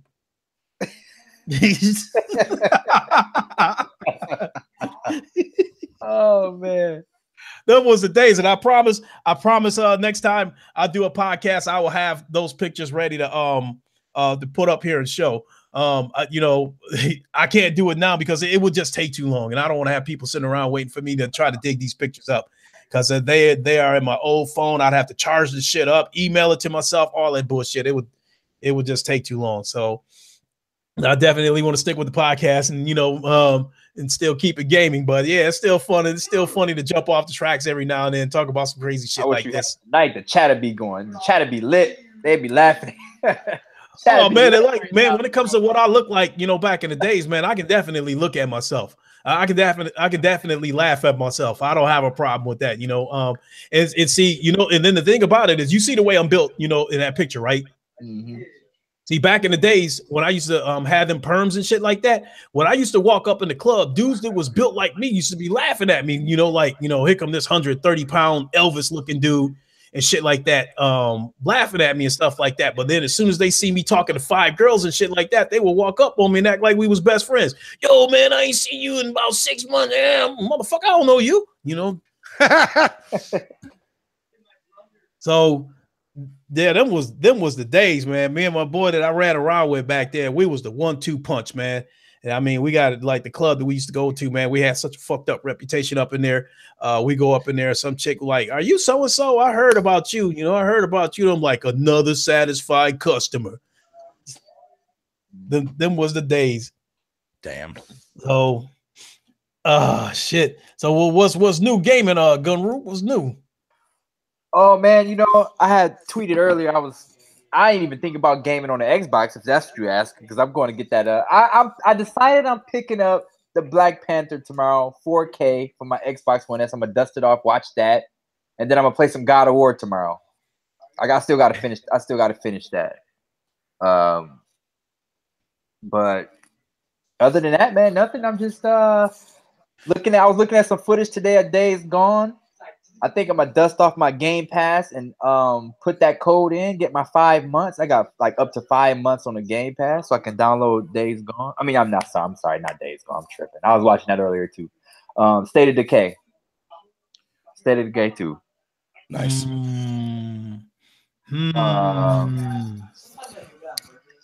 But that's about it, man.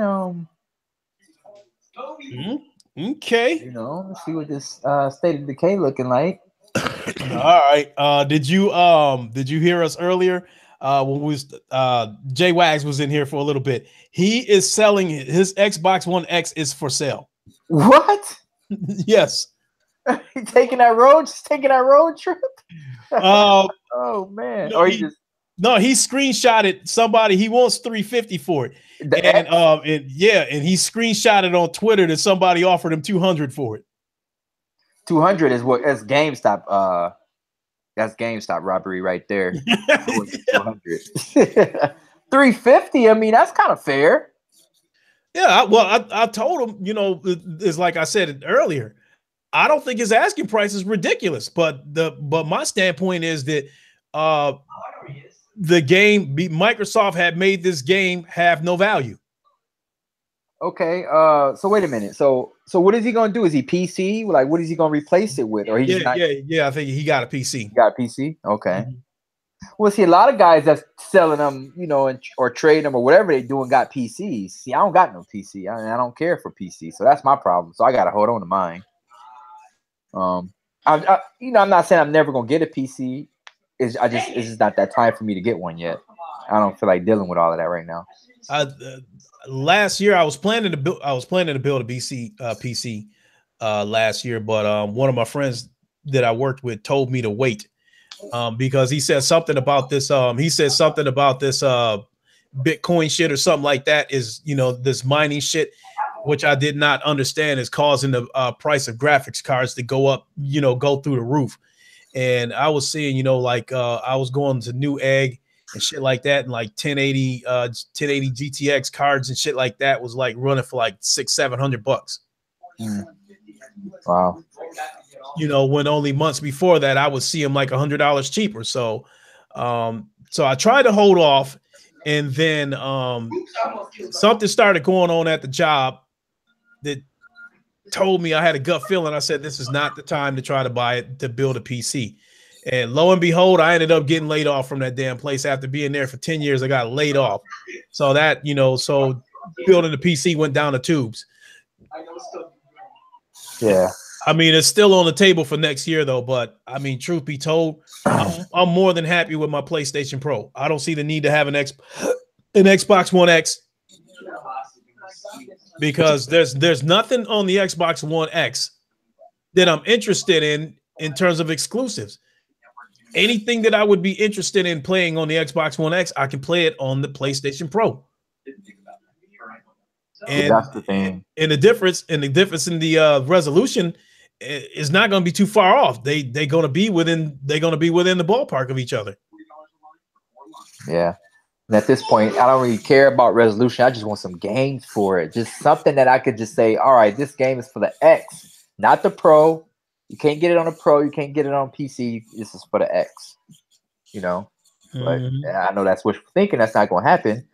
But why is these guys not waiting to E3 and see what's up? Why they selling them? Why are they so in a rush to sell them though? Even if they got PCs, I don't understand why they already invested the money in them. Just keep it.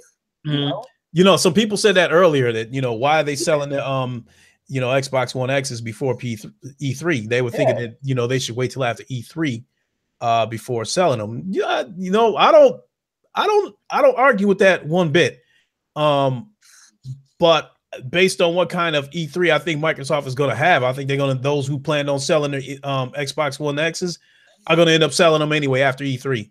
Yeah, I mean, E3 to me is just a formality. Yeah. I've got my mind made up what I think Microsoft is going to do, and E3 is just a formality. I mean, at this point, E3 is just a pacifier. It's just something to keep people from crying. It's not so. To me, I don't feel like this year's E3 is going to be something from Microsoft to say, "Hey, check out the slick new shit we got coming up."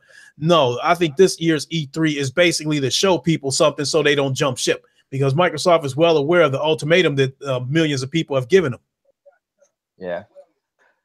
This is my thing. I'm giving them an ultimatum on future purchases. I'm not going to jump through hoops to get shit day one like I've been doing for the last 8 years. If they announce a new console in a couple years, 2-3 years, I'm not getting it. I'm not even going to think twice about that. But for these guys that invested $500 in the X already, like why lose that money selling it? Just keep it. And take, I know we talk a lot of shit about it, but the X is a wonderful console. It's a wonderful console, man. They did a great job on that console, man. And unless you got a really legitimate reason to sell it, if you really need the money or something like that, I would just say keep it, man. Keep the console, keep the X, man. I don't plan on getting rid of mine. I don't think I would, even if I had a PC, if I already paid $500 for it. I just keep the damn console, man. I mean, I know this is crazy. I know this ain't. And look, I'm not trying to, stick up for them or whatever. But they do got, games that you can enjoy on there. The backwards compact games that get enhanced and stuff like that. So. Trying to be positive, man. I'm here tonight trying to be positive with my ex, man, since I've dusted it off tonight. Getting ready for the Black Panther movie tomorrow. Okay, so let me get started. First of all, we'll start with the Black Panther movie. Are you getting this Black Panther movie because you want to see it in 4K or because you believe it is an Xbox exclusive? Hey, I'm not one of these guys that believe it's an Xbox exclusive, man. But I do want to see it in 4K. Is that why you are purchasing the Black Panther? Did you really want to see it in 4K, possible HDR, or do you believe it is a exclusive? Will you be the next guy posting a picture of your Black Panther case on Twitter showing the next Xbox exclusive? I am gonna post it on Twitter. I am gonna do that. I'm not gonna. Man, do not do that, man. I'll jump on your head so fucking quick. I'm not gonna mention the word exclusive, Xbox exclusive though. I'm not gonna do that. I'm just gonna say, look, I got Black Panther. I'm about to watch my first movie in 4K. Okay, I'm excited about that, man. Jay, what's up, bro? What's going on? What's going on? Welcome aboard, my friend. And just before you popped in, I was bringing Gunru Gaming up to speed on your situation with your Xbox One X. Hey, what's up, Jay? What's up? What's going on, bro? Not too much. Chilling. So, how many offers have you gotten on this Xbox One X? I've had that for months, man. That's what I got. I mean, what did you put it up? Do you have a Craigslist where you live at? Yeah, but I don't really trust Craigslist though. Okay, so what did you put it up for sale? Shit, and that shit. Offer up. I've never even heard of that before. Yeah, it's I don't know if it's a local thing or what, but it's kind of like they got there's all kind of new apps nowadays, man. But OfferUp's a pretty popular one around here. Okay, and you know, so as I was asking before, have you gotten a lot of offers on it? No, that was the only offer I got, and it was a low ball. So what did you think when you first saw that $200 offer? Did you think hell no, or let me call this dude and tell him he got to jack it up a little bit? No, I didn't even answer the guy. I didn't even think to accept it. It really showed me how much people aren't fucking with the X though. To be honest, this dude said, I said 350. I'll tell you what, I was expecting a little bit of you always set a price and you're expecting like a little wiggle, right? So I said 350. I was like, I would take 300. Honestly, I got the 1S. The 1S supports 1440p. There's nothing out for the X right now. I would honestly let it go for 300. Not that I mean the money. I just don't. I just got a new PC too, so I just don't really want the console anymore. But I'm not taking that much of a loss on it. But dude said I had a 350, and for everybody in the chat who don't know, this dude said, "Would you take 200?" And I'm just godsmacked by that. I was like, God damn, 200. Right. So if you didn't have if you didn't buy this PC, would you still have considered selling the Xbox One X? I don't know, man. Like I said, I'm an Xbox guy, so I honestly don't think I will sell it. An Xbox guy, but you want to sell off your X, right? Keep it, man. Keep it, man. I am an Xbox guy. I say that a lot, man. I got a 1S though, and the 1S is doing fine. The switch from the 1S to the 1X, Xbox guy. The 1S to the 1X isn't doing it wasn't worth the $5 upgrade. I'll tell you that. Anybody could have told you that. Hell, Microsoft's E3 conference fucking told you that it's not worth getting it, man. I mean, no. If you got a 4K TV, he didn't say that. Dude, I don't give a fuck about the 4K shit. What games did they show the last two E3s? 2016 and 2017, back when the Scorpio was first revealed, and last year when they finally revealed when You're right. was Look, released. I've said that, right? It is partially on consumers' faults for believing the hype, believing that this would be something fantastic. Maybe a little too hopeful. We thought maybe once the Xbox One X dropped that we would see some new exclusive content. Maybe they would go balls. Maybe they would go balls to the wall and deliver something for this X for their fan base, but that wasn't the case. Obviously, it wasn't the case because Microsoft had no showings for that shit. I think Microsoft misled people when they revealed the Xbox One X. They definitely did, Clay. I'm not saying I've said it before, but I'm saying it partially is my fault though because I should have known Xbox didn't give a fuck. They almost got me because I was interested in buying the Xbox One X for the VR because they said high fidelity VR, and I was led to believe that they could deliver on it, being that they had partnered with Oculus. I'll tell you what, I bought the PSVR. I'm a big fan of VR, and that was the big thing I was hoping for too. And since then, we've heard nothing about VR whatsoever. Apparently, it's VR capable.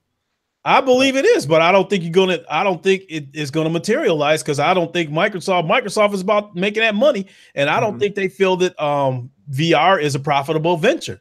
I don't think they, I don't think they're gonna get involved in VR until they see Sony like making boatloads of money with it. So, man. Yeah. To me, I ain't gonna lie. If Sony had not got involved in the VR scene, I would have to question how long is it going to last, because I think Sony, even though the resolution isn't the best, I think Sony has made virtual reality affordable. More so than the competition. They're definitely the leaders by far in introducing VR to the masses. It's still a niche product. It's still not this a big phenomenon yet like they thought it would be.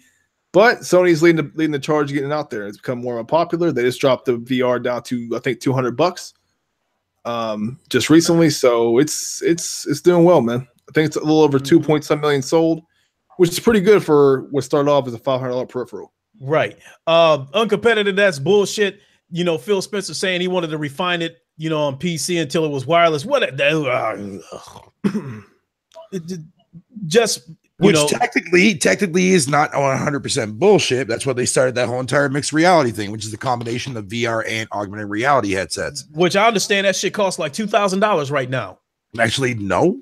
Yeah. That's for the HoloLens. Here's the big problem with Xbox as a whole right now.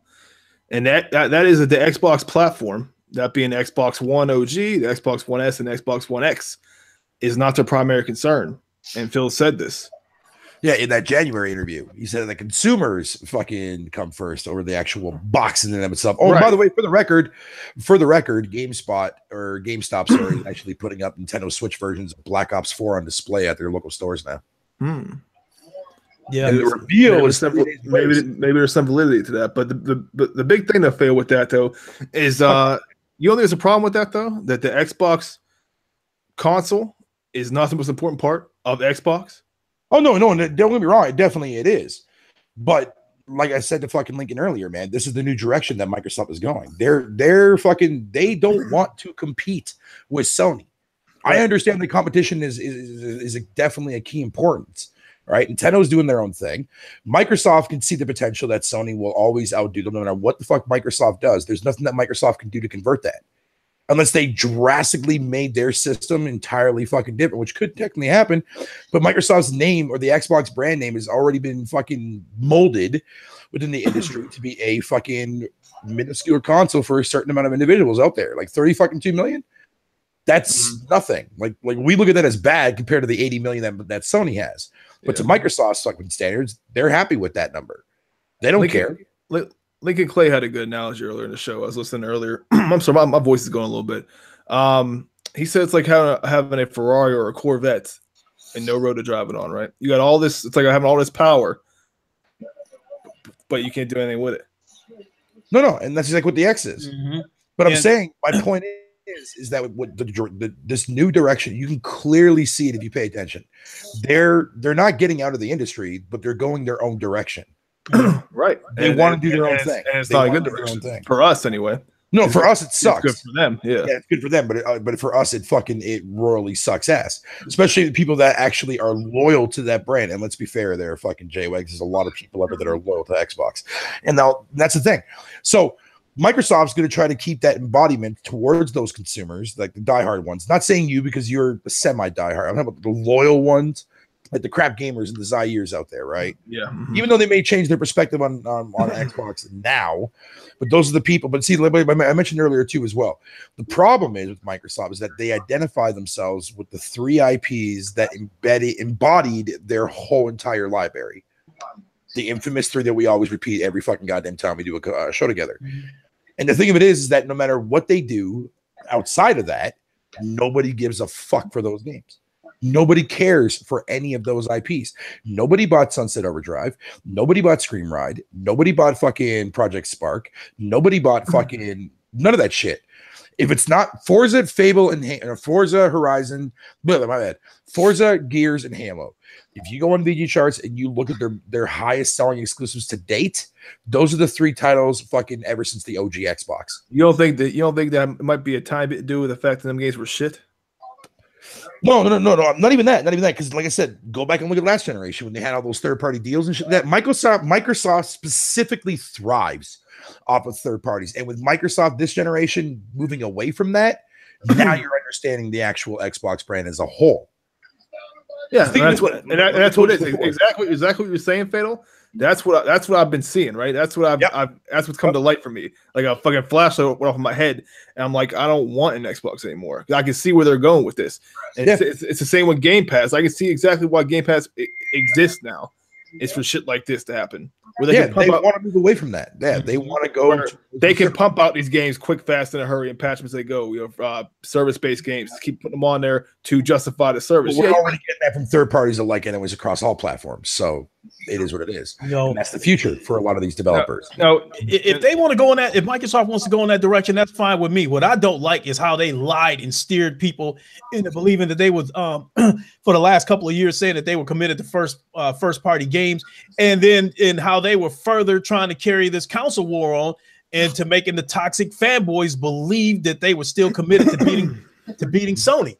And and then going back to E3 when they unveiled the Xbox One X, how I feel they misled people is the first thing came out of Phil Spencer's mouth is that your third-party games will look and run better. As soon as he got done saying that, the first thing they showed was Forza, and then you seen how good that game looked. So it gave me the impression that, okay, if third-party games is already going to look that good, imagine what the first-party games are going to look like. I think, they did it in a slick way that made everybody think like that. And I think that's why a lot of people went off and bought the Xbox One X. They were under the impression that they were going to see, first party exclusives coming down the line. Hey, you got somebody in the chat. He said the Coon said Xbox is a new Zune. Believe it. And like I was saying before too, as well, J-Wags, man, like going back to the whole entire like Microsoft thrives off of their third party offerings, man, from exclusive wise. Even though the Xbox was new to the industry at the time when the OG Xbox came around, but if you look at the library of games that they had on there, fucking from third parties like Jade Empire, a lot of games that never touched the PS2 during that generation, dude, man. That's what Microsoft thrives on. And this time around, while they are making a few little things, adjustments here and there to get like timed exclusives and third-party deals along the side, but most of that stuff is from indies or game preview games like PUBG and shit like that, right? Or Subnautica or fucking whatever, right? Which is fine, but the majority of the consumers don't give a fuck about those games, right? They want to see bigger deals. Like, look at last generation. I said this before in the past, and I'll say it again. Microsoft struck that deal with Rockstar with GTA 4 to get the actual episodic DLC only on that platform. PlayStation owners had to wait until Rockstar re-released the DLC as a standalone fucking $60 investment. Stories of Liberty City. That's the only way fucking PlayStation owners back then, last generation, were able to get accessible to that DLC as a standalone game. Mm-hmm. Microsoft had the deals on motherfucking lockdown last year. I mean, that's what helped also push the Xbox One. Well, there's more to it than that. There's more to it than that. Because also last gen, you couldn't play Gears on a PC either. Gears 1, you could, yes. Gears 1? Yes. Okay, well, by that time, Fatal Judgment was out. You had 3 more iterations. Gears of War came out fucking 8 months after the fucking launch of the first game. On PC? Yes. Okay, yeah, I'm saying way back in 2005. Here, no. What 2005? What are you talking about? No. Here's the thing. Microsoft has always tried to get their games onto the PC side of the spectrum. This is nothing new. Them doing this now, they found their footing. It's never been like this though with Windows 10. They've attempted to. They've attempted to. Right, but it wasn't in full effect though. And now it's in full effect. Because they had issues. They had issues with that because nobody back then on fucking PC wise gave a fuck about those games. Now that gaming has gone to that mainstream side of the world, now they have a reason to. But here's the thing: their games are always going to sell better on the console than it will the PC version. That is a fucking guaranteed motherfucking fact. Yeah, sure, we don't know the numbers of Gears 4 and Gears Ultimate, but I guarantee you they're nowhere near as much as the Xbox One version of Gears fucking 4. I guess we don't know. Gears 4 didn't sell that well on the Xbox. Gears 4 sold almost fucking close to 4 million on the Xbox. And let me stop you guys. 4 mil. Almost. Almost. How do you know that number? Go to VG Charts, look at the estimations. Oh, the estimations. Okay. That's why I said estimations. Yeah. Yeah, I don't fuck with estimations. Hey, Gunru, are you still in here, Gunru? Yeah, I just got back. I'm here. Well, I'm looking at this chat from YouTube, so I can keep an eye on the chat and see the comments and shit like that. So I see my pick. I see Fatals. I see J-Wags, and the fourth one I see is a picture of Kratos. Oh, really? Yeah. Ooh. I want to see how much in the UK. I've been messing around with my my Google Hangout. I couldn't get my name right or something like that. I got like 3 or 4. Okay, so in this Hangout, your actual picture is there, but looking at it through YouTube, I'm seeing a picture of Kratos. That's fucking terrible, dude. That is terrible. I'm terrible about Kratos. I mean, what did you do that? Did you change your pick or something to Kratos or something? You know what? This is the thing. I got my Google Hangout profile different on my phone than on a computer, so it could be. I don't know, man. I'm still trying to figure this thing out. I'm not sure what's going on. That is something fucking about the Google thing. Like I think on the YouTube content creator, I think the picture of me where I'm holding the dumbbells with that Batman sleeveless shirt, I think that's still my pick over there, which I thought whatever pick you use is supposed to go across the entire platform. I wasn't doing that for me. Okay. J-Wags, remember during the 360 era, J-Wags, when games for Windows was a thing that Microsoft announced early on? No. That was their first. I Games honestly, for Windows. because back then I didn't follow the news like that back then. Well, no. Anyways, Games for Windows, right? Back when I think it was when Windows XP came around and fucking way before Windows 7 dropped. Games for Windows was a platform that Microsoft wanted to use as a service to get all their first-party games that they were going to create to put on that system. Because remember, Viva Pinata was also on PC, right? The first Gears of War was on PC. Shadowrun was on PC. It started off like that early on. But then after a while, fucking when they saw that nobody was buying their shit early on in the cycle, they dropped Games for Windows, right? And Games for Windows was a terrible fucking service because that was a system that was kind of similar to what Windows 10 was, where you had to log in on your Xbox Live account. You would get achievements through that shit, whatever the case may be, but nobody fucked with it. Nobody cared for it. But at the same time, it wasn't embodied into their Windows XP. You had to download it as a separate application because games were the PC version of those set games would require it. See, whereas now on Windows 10, it's 100% essential. You need that kind of shit. If you run those specific games for that platform that will only run on Windows 10, you need Xbox Live to play that shit. And that's how they managed to find their stepping in their footing by embodying that into Windows 10. They tried to do that, like I said before, during the XP era with Games for Windows, but it fucking failed horribly. I definitely remember that because yo, Sick, what's going on, brother? What up, Sick? We got room for you if you want to jump in here. I definitely remember the Shadowrun because that was the first game that was crossplay on the Xbox 360. And that game was terrible too, by the way. But that game was terrible for a competitive shooter. That game was horrible.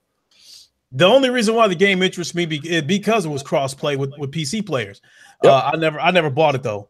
I couldn't get into it. I tried it. I think I tried it. It was a demo once for it. That was one of the first games I bought when I first got the arcade bundle at the time. When I first got the 360, that was one of the first games that I bought because it was on sale for like fucking $15 brand new at my local video store when I bought it.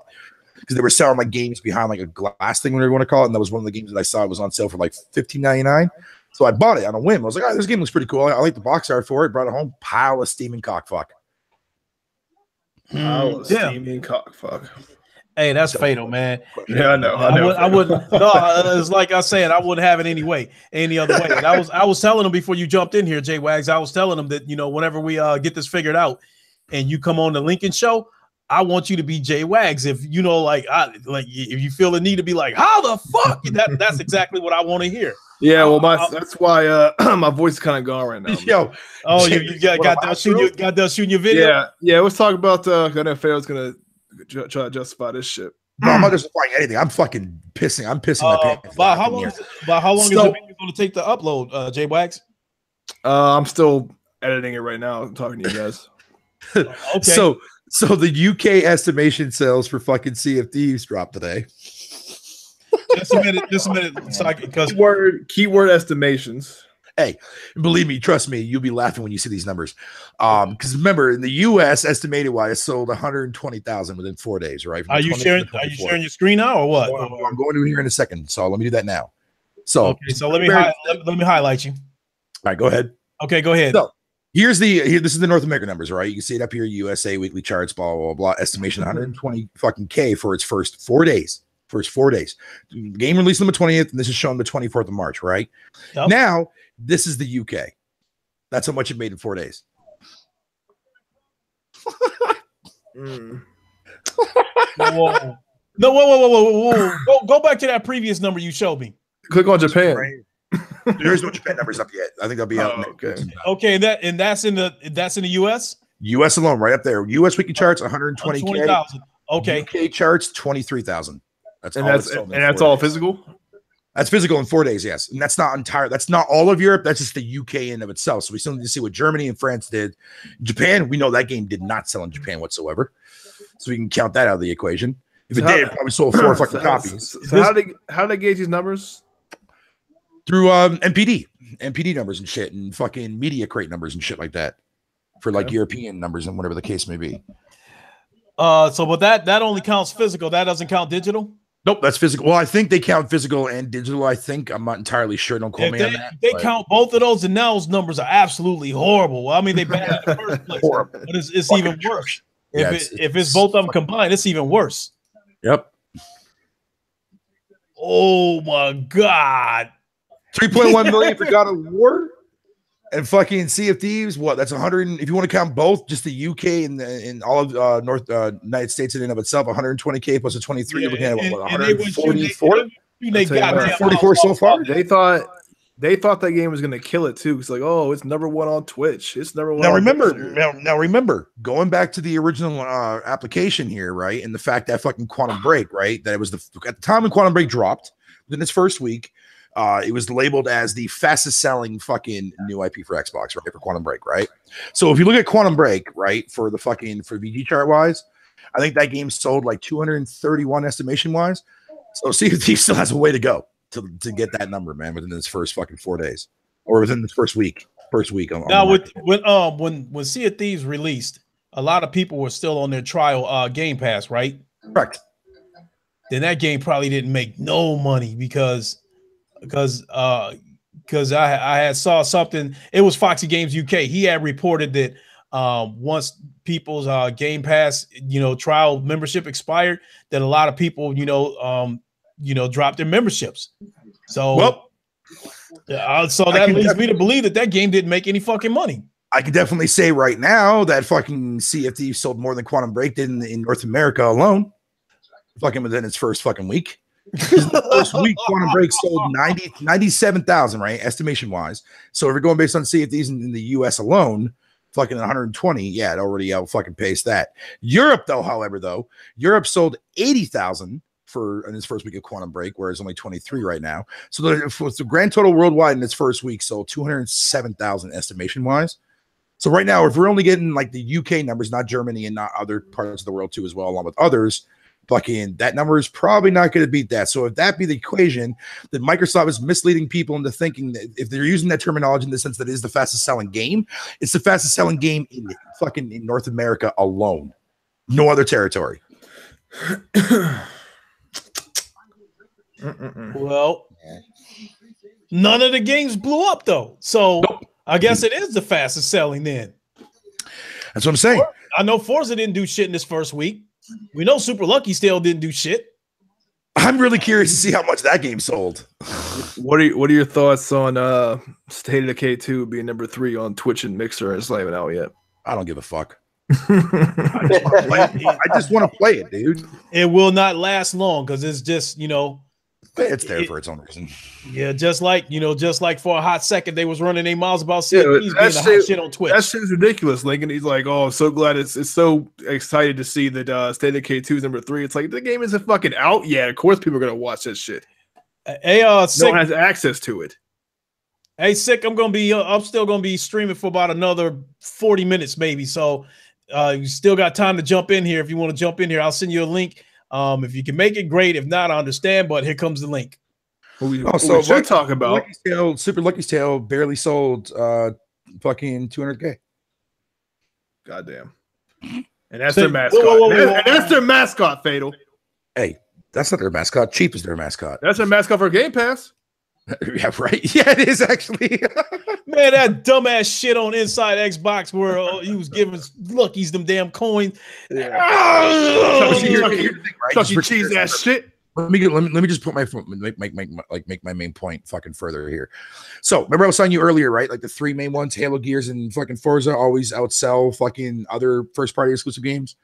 Let me prove my point, right? So on the Xbox One, Halo 5 is the highest selling first party game right now. It's like 4.87, right? Which is fine. Then below that, you got Forza Horizon 3, then Gears Ultimate Edition. Gears Ultimate Edition, that's the one I was thinking of. Sorry, that's almost at 4 million. It's at 3.59 right now. Master Chief Collection after that, Gears 4 is sitting at fucking 3.34, right? For the Xbox One. So those are the 3 main ones right there. Going to 360, right? Halo 3 is the highest selling one with 12.13, right? Then below that, you got Halo Reach, Halo 4. Then you go down a little bit more, you got Gears 2, Halo 3 ODST, Gears 3, Gears of War, Forza Motorsports 3. You get the fucking point. When it comes to anything first party, Fable can't outsell fucking Halo, Forza, or Gears. No other game can outsell any of those games at all. Mm-hmm.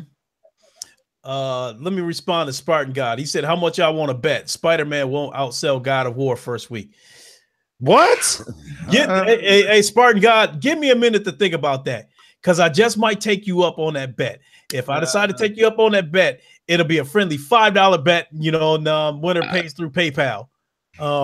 So give me a minute to think about that one. Spice it up a little bit. Okay. I bet you Spider-Man's gonna outdo God of War. Really? Y'all think so? Man. Spider-Man's got way more appeal. Spider-Man has man. mass appeal, man. Yeah, It's mass appeal for God of War. comic book people, casuals, movie enthusiasts, everybody, man, everybody. That's gonna move consoles, and that's gonna be record-setting numbers, man. When Spider-Man comes out. Well, I like how you want to spice things up, man. I might go in on that bet myself. People have been waiting for a proper Spider-Man game. Well, what you got to get some PayPal, Spartan God. I haven't had a problem with it.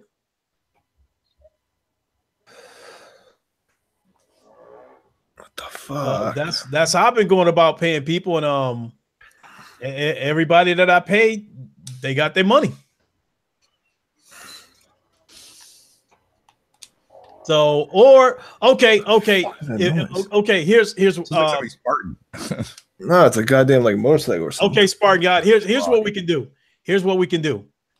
We if I decide to take you up on a bet, we'll follow each other on Twitter, and what the bet we can make is maybe like a $10 or $20 PSN card or something like that. So let's say if I take you up on a bet and I lose, what I would do is I would go buy a $10 or $20 PSN card. I'll scratch off the code. I'll take a picture of it and I'll send it to you through a private message. That's how I paid Titanfall Princess for guessing at the riddle. When I asked the riddle and she got the riddle right, that's how I paid her. I got her a $20 PSN card and did the same thing. Scratched off the code and sent it to her. Sent her a screenshot through a private message. Okay. K Mega, well, you put it out there like it was your Spartan God, so you had me thinking, but whether it was K Mega or not, if you still thinking about taking the bet, take a day or two to sleep on it, and then we'll come back to this. What the fuck is that? A friendly bet like that, man. Mm-hmm. See if these is trash. Oh, by the way, Sick, I sent you a link if you want to jump in. I think he's at work, man. No, I don't think he is. I don't remember him saying I think he has like Saturday through Mondays off or something like that, or Sunday through Tuesdays or something like that. So, but in any case, you want to jump in, the link's there. So, what else we got? Yo, see little friendly bets like that, dude, man. That's fucking dope as shit. I definitely, I'll make a friendly bet in a hot second, so if you lose, it ain't gonna hurt nobody and feelings won't be hurt. Like when I was, I've seen some people that's got some serious problem with betting and gambling and shit like that. And, some people go off and make them huge ass bets that they can't pay and they don't have any intentions of paying it and shit like that. They expect to collect if they win, but if they lose, you just don't hear shit about it. They act like they act like they hope it's gonna go away or something like that. That's why I always keep best friendly so we can stay friends. You mean like Black Baron? Shots fired. Well, if you off sick, come on in here. The link is there. We already got an all-star panel in here with Jay Wags, Feta Mephisto, and Gunru Gaming. We got an all-star panel in here, so come on in here. I'm not part of that all-star panel. What are you talking about? Sick was going ham earlier. Yeah, he was. Mm-hmm. Yeah, I like it when he go off too. Yo, when Sick goes on his little fucking rants, dude, man, that shit fucking kills me, bro. Hey, but the dude can acknowledge though. The dude, he does. Hell yeah, he does, man. It's hard to dispute what he says. So I'm just like, I'm still blown away by Jay Wags putting that Xbox One X for sale. Yeah. So we got what man. I want him not to. I don't want him to do it, man. Just keep it. I want him to keep it, man. For what though? I really don't have an answer for that. That's what I'm looking for, man. I'm looking for Well, that's the thing, man. Like I was saying before you jumped in, the Xbox One X is still a wonderful console, man. It's well made, got a lot of power in here. It's Y'all laughing, man, but you know, No, but you said like, you saying like what the craftsmanship, you know? the craftsmanship is a beautiful console, man. Yeah, it's pretty. I'll give him that. Yeah, it looks good. Put together is beautiful, man. I just wouldn't lose money selling it. You know, I got it. Beautiful. It's a collector's item. This might be your last Xbox ever, man. Collect It that might thing, be. Nah, but honestly, man, like I said, I'm not. If I was someone that was hurting for money, I would sell it. But if I can't get back half what I paid for this bitch, I'm not selling it. I'm just not. That's what I mean, man. That's all I need to hear, man. I'm with you on that. Yeah, if you can't get your value for it, keep it, man. So just maybe on a whim here, maybe we'll get some crazy news, and they're like, "Oh, Xbox One X," you know, who knows? I don't think That's so. what I'm saying, man. E3, they might say, "Hey, we got this." Right, J-Wags? That's the dream, buddy, man. Like, That's the dream. You know what? But I'm actually being selfish here because I wish they would come out E3 and be like, "Hey, we got this bomb ass game coming out, whatever it is, and it's only on the X." Only on the X. man, that Boss Key production shut down today, dude. Hey, Jay Wax, yeah. did you hear what my take is on E3? What I think is going to happen? I don't know if I caught that or not. I was in and out during the show. Okay, I'll repeat it real quick. I think Microsoft is definitely going to show some stuff, and I think a lot of us agree that it's probably going to be for the next generation. Now, where I think Microsoft is going to mislead everybody and fuck everybody up is that not whatever trailers they show, they're not going to put any dates on it. They might put something on there that says coming soon that will mislead people into believing that it's going to come this generation, and that will prompt people to stay invested into the ecosystem, and it may prompt a few people to jump up and go buy some new consoles. And I use like Fable as an example. They might show a trailer for Fable, but won't put a date on it and lead everybody to believe that it's going to come out this generation, knowing damn well it's going to come out the next generation, just so they can sell a few consoles, just so they can keep a few people invested in the ecosystem so they can get their Xbox Live money and all that shit. I don't agree. I don't agree with that. I think they're gonna have to have some dates or a certain time. They can't do that, man. They canceled too many games already. They can't just say coming soon. Do you really think they would show something like Fable, knowing that it's for the next generation, and then tell everybody, "Oh, by the way, Fable is for the next generation. You can get this when the next Xbox comes out." Either that or don't show it. Then if they can't, they're gonna have They're going to because they have to show it because people want a roadmap. Yeah, they get tired of hearing this bullshit. They want a roadmap. Well, they're in a lose-lose situation then, because they can't just say coming soon on these games, man. Nobody gonna believe them, man. Coming soon. Wakanda forever. From a company that Fuck you, sick. From a company that was running their mouth about a 2 million user base, and come to find out they sold 23,000. I wouldn't put shit past them motherfuckers. 2 million players equals 2 million sales. Forever. You got me about to go into my Baku mode. We have watched from the mountain and discussed as they talked about 2 million user bases, and they actually sell 23,000. Yo, check this out, guys. Look at this. Click on my screen. I'm looking at a video right now, right? On the test server for PUBG for how that new map looks, dude, man. This is what it looks like sometimes. 1 billion. 1 billion hours. 1 billion hours of backwards compatibility. 1 billion hours of backwards compatibility. Mm-hmm. Can we talk? Can we talk about that shit, bro? Yeah. Baku. Did other Jabari. About what? Backwards compatibility? About 21 games leaving Game Pass. Oh. Who the fuck gives a shit? They're all 360 titles anyways. Nobody gives a fuck. Oh, they're all 360 titles anyway. Oh. 19 of them are. 21 games. No, apparently, backwards combat games are top of the list right now. Everybody loves backwards combat games. Yeah, but everybody already should know that fucking 360 and other games will get rotated out every fucking month. Why though? Wait, hold on, J-Wags. Hey, J-Wags. Or better yet, Lincoln. Yes, sir. You're familiar with sharing your screen, right? Yes. I need you to do something for me, right? I need you to share your screen. Uh-huh. And then I want you to pull up the calculator on your computer. Let's do some mathematics on this 1 billion hours. Because I did it earlier. And I found something to be very, very interesting about this 1 billion hours. 1 billion hours sounds really good when you hear 3.1 million in 3 days, they touted 1 billion hours. Okay, 1 billion sounds a lot more than 3.1 million. Now, you remember, you got to keep in mind, it's all about perception.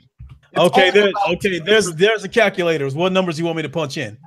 I want you to type in 1 billion. That should be a 1 and 9 zeros. Okay, that's 1 million. Okay, there we go. That's 1 billion.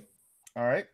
And I want you to divide that by the fan base that we have. Now, let's go with the numbers that we've recently heard, right? We heard 29 million at the end of 2017. So let's give them an extra 3 to 4 million. Just to say, just because, right?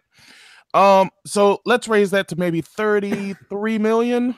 Okay. 33 million, 33, 34 million, 30, whichever one you want to use, 33 or 34, whatever. Okay, I went with 33 million. And then I want you to hit that enter key, and I want you to tell me what you get. 30 hours average. 30.3.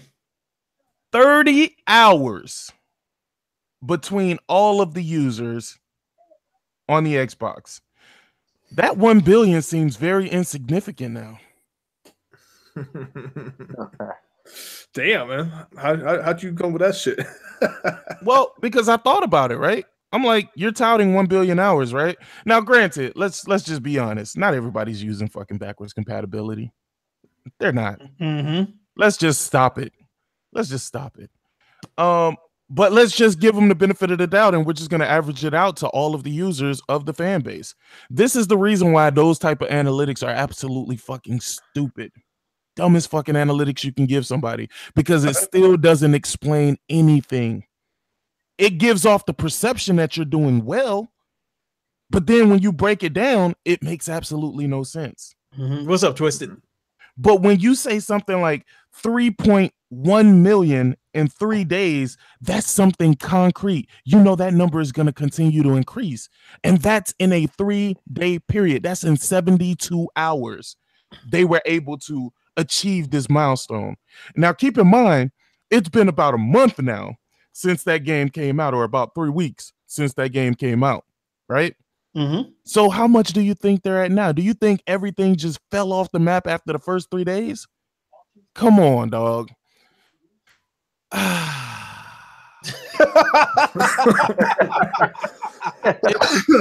It's funny how Sony and Nintendo have no problem giving you actual numbers, just concrete numbers.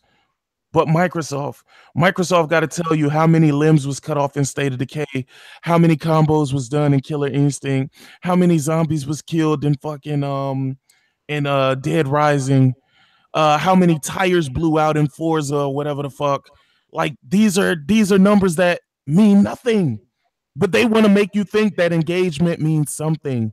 Now, they use these as engagement numbers because what they're saying is their player base is engaging in these games, and these are the analytics that they're getting from the engagement, which is why the engagement means absolutely nothing. Imagine if Sony gave out these dumbass numbers. It would be quadruple or even 10 times greater than the numbers that Xbox is giving out. Imagine if they told you how many people were killed in Call of Duty on the PlayStation. If Sony ever went that route, that would be nuts. But I don't even think Sony is dumb enough to fucking do that. No. Like, really? User engagement just means we have nothing good to tell you, so we need to find something good based off of something only we can see. That's fucking retarded. This whole argument is retarded. Yeah, they keep on creating these Phantom Championship belts for themselves. If I hear one more person talk about the backwards compatibility hours, bruh, I'm gonna fucking snap, dog. I'm gonna snap. Because if you just do the simple math, you see the numbers are not that great. They're just not that great. Mm-hmm. And here's the thing. I want Xbox to be great. The greater Xbox does, the greater Nintendo does, the greater Sony does, but I am not willing to give Xbox a prize just for showing up. I'm not into giving participation prizes. You know what? That was definitely something I meant to say. Who the fuck started this narrative that Sony's E3 is going to be so lackluster that all Microsoft has to do is just knock on the door and say, I'm here, and they win? Whoa. Here's the thing. Let me explain something about that too. PlayStation has came out several times and further explained what actually is going on at E3. They never said that they were only going to show 4 games. They said that they were going to focus on those 4 games. And if I was Sony, I would focus on those 4 games as well, because those games are more important than any other games that they're going to show on their stage. It's going to be more important than the third-party games. It's going to be more important than the indie games. Why? Because Sony actually owns these games. Sony actually needs to promote these games. They actually need to sell these games. The other games have potential to go elsewhere. So why put all of your money into advertising games that do not belong to you? Absolutely. I think Sony has learned from their mistakes. They learned from these third-party deals. They learned that, hey, why am I finna, like, think about it. Look at how they promoted No Man's Sky. Look at how they promoted Nier. Look at how they promoted Neo. Look how they promoted all of these games that they don't necessarily own. You know what I'm saying? And then look at what happened in the interim. Microsoft said, hey, we have another fan base for you. Can we have this game too? And they say, yeah, sure. So now all of that marketing and promotion that you put into it was really to sell it to other people on other platforms. Does that make sense? No, that doesn't make sense, because these games were supposed to sell your platform, which in certain cases they did. But let's be honest. Those third-party deals, they didn't do a lot for the PlayStation, because PlayStation games outshined all of the third-party deals that they had, if you think about it. That's true. What's up, Diver? What is good? Oh, but my bad. I can't believe y'all ain't stopped me. Y'all should have interrupted me. Don't let me go off on a tangent like that, bro. Everybody's listening intentfully, man. Hey, man, I mean, it is what it is. But here's the thing, right? Because I think a lot of people think that I hate the Xbox too. No, I don't hate the Xbox. I'm just not you. I'm just not going to give it a prize just for existing. Yeah. Like, come on, get the fuck out of here. You know what I'm saying? I know that feeling, bro. and here's the thing, right? I sold my Xbox One X. I no longer have an Xbox. I no longer plan on getting an Xbox. But if Microsoft comes out and shows a roadmap of games that will only be on the Xbox, do you think I won't go out and buy another Xbox? I will, because at that point it will be warranted. It's not warranted to play third-party games. You can keep tricking yourself and making yourself think that that's the case. But when you see the game on both consoles, you're like, oh man, okay, I fucked up. Let's talk about that, Fatal. How did you finesse somebody into buying your X for $650? What? He doesn't have an X, he has an S. I have an S. No. I meant sick. How did you okay. I was gonna say, I'm like, motherfucker. Let me tell you how. What I did is I posted on OfferUp, right? I posted it for $700, right? Because I know Listen, I was offering like 5 games and 2 controllers, right? So what I told them is, listen, I already know that the people on OfferUp they're gonna try to talk me down. So you start high and let them talk you down. Hold on. So I had this one guy, he was like, will you accept 5? I think he said like 5. I think it was like 530 or some shit. It was some crazy number. And I was like, well, no, I'll give it to you for 6. And you can choose from the games. And some of the games are unopened. So you can choose whatever 5 games you want to get with it. And the person was like, okay, deal. When you want to meet up? You know what I'm saying? So at the end of the day, I still feel like I got my money's worth, because most of the games that he got could actually be gotten on Game Pass. He just doesn't know that. Fucked up, bro. So there you go, Jay Wags. You need to up your asking price. I need to start at 700. Yeah. You can ask for $15,000. Did you see that shit? Sick. I asked for 350. Dude said, "How about 200?" Yeah, because that's how it works on OfferUp. They feel like if you're posting it for 3, you'll accept less. How long ago was this, Sick? That you sold it? This was was it like 2 weeks ago? A week ago? 2 weeks ago? I know. You were happy as fuck walking away from that deal. To be honest with you, I haven't missed it at all. I haven't missed it at all. And again, listen, that's not a shot at the Xbox. If you know me, you know you never see me on my Xbox. You rarely see me on that motherfucker. So it's not something that I used to play all the time, and then all of a sudden now I don't have it. That was never the case. The case was I just never really fucking played it. And again, like I said, to other people, they can make the excuse in their mind that they bought this for multiplats, but that's not why you bought this. Because when the Xbox One X was advertised, they didn't say, oh, you want to get this because it's just going to be the best multiplats. No, they told you how it's going to be the strongest console in the world. They told you how it's going to have the highest fidelity on fucking games. That's how they advertised it. They advertised it as every game that you saw on that game was going to be vastly superior than the opposition. That's how they advertise that. So if you got a 6 teraflop console and your games are not looking better than a 1.8 teraflop console, there's a problem there. That's problematic. That's problematic. That's problematic.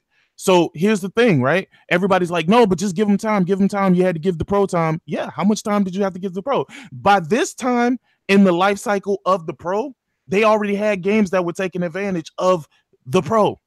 No, they had a game 3 months later. It was Horizon Zero Dawn. Yeah. And not to mention that they still putting out games for the VR and the Vita.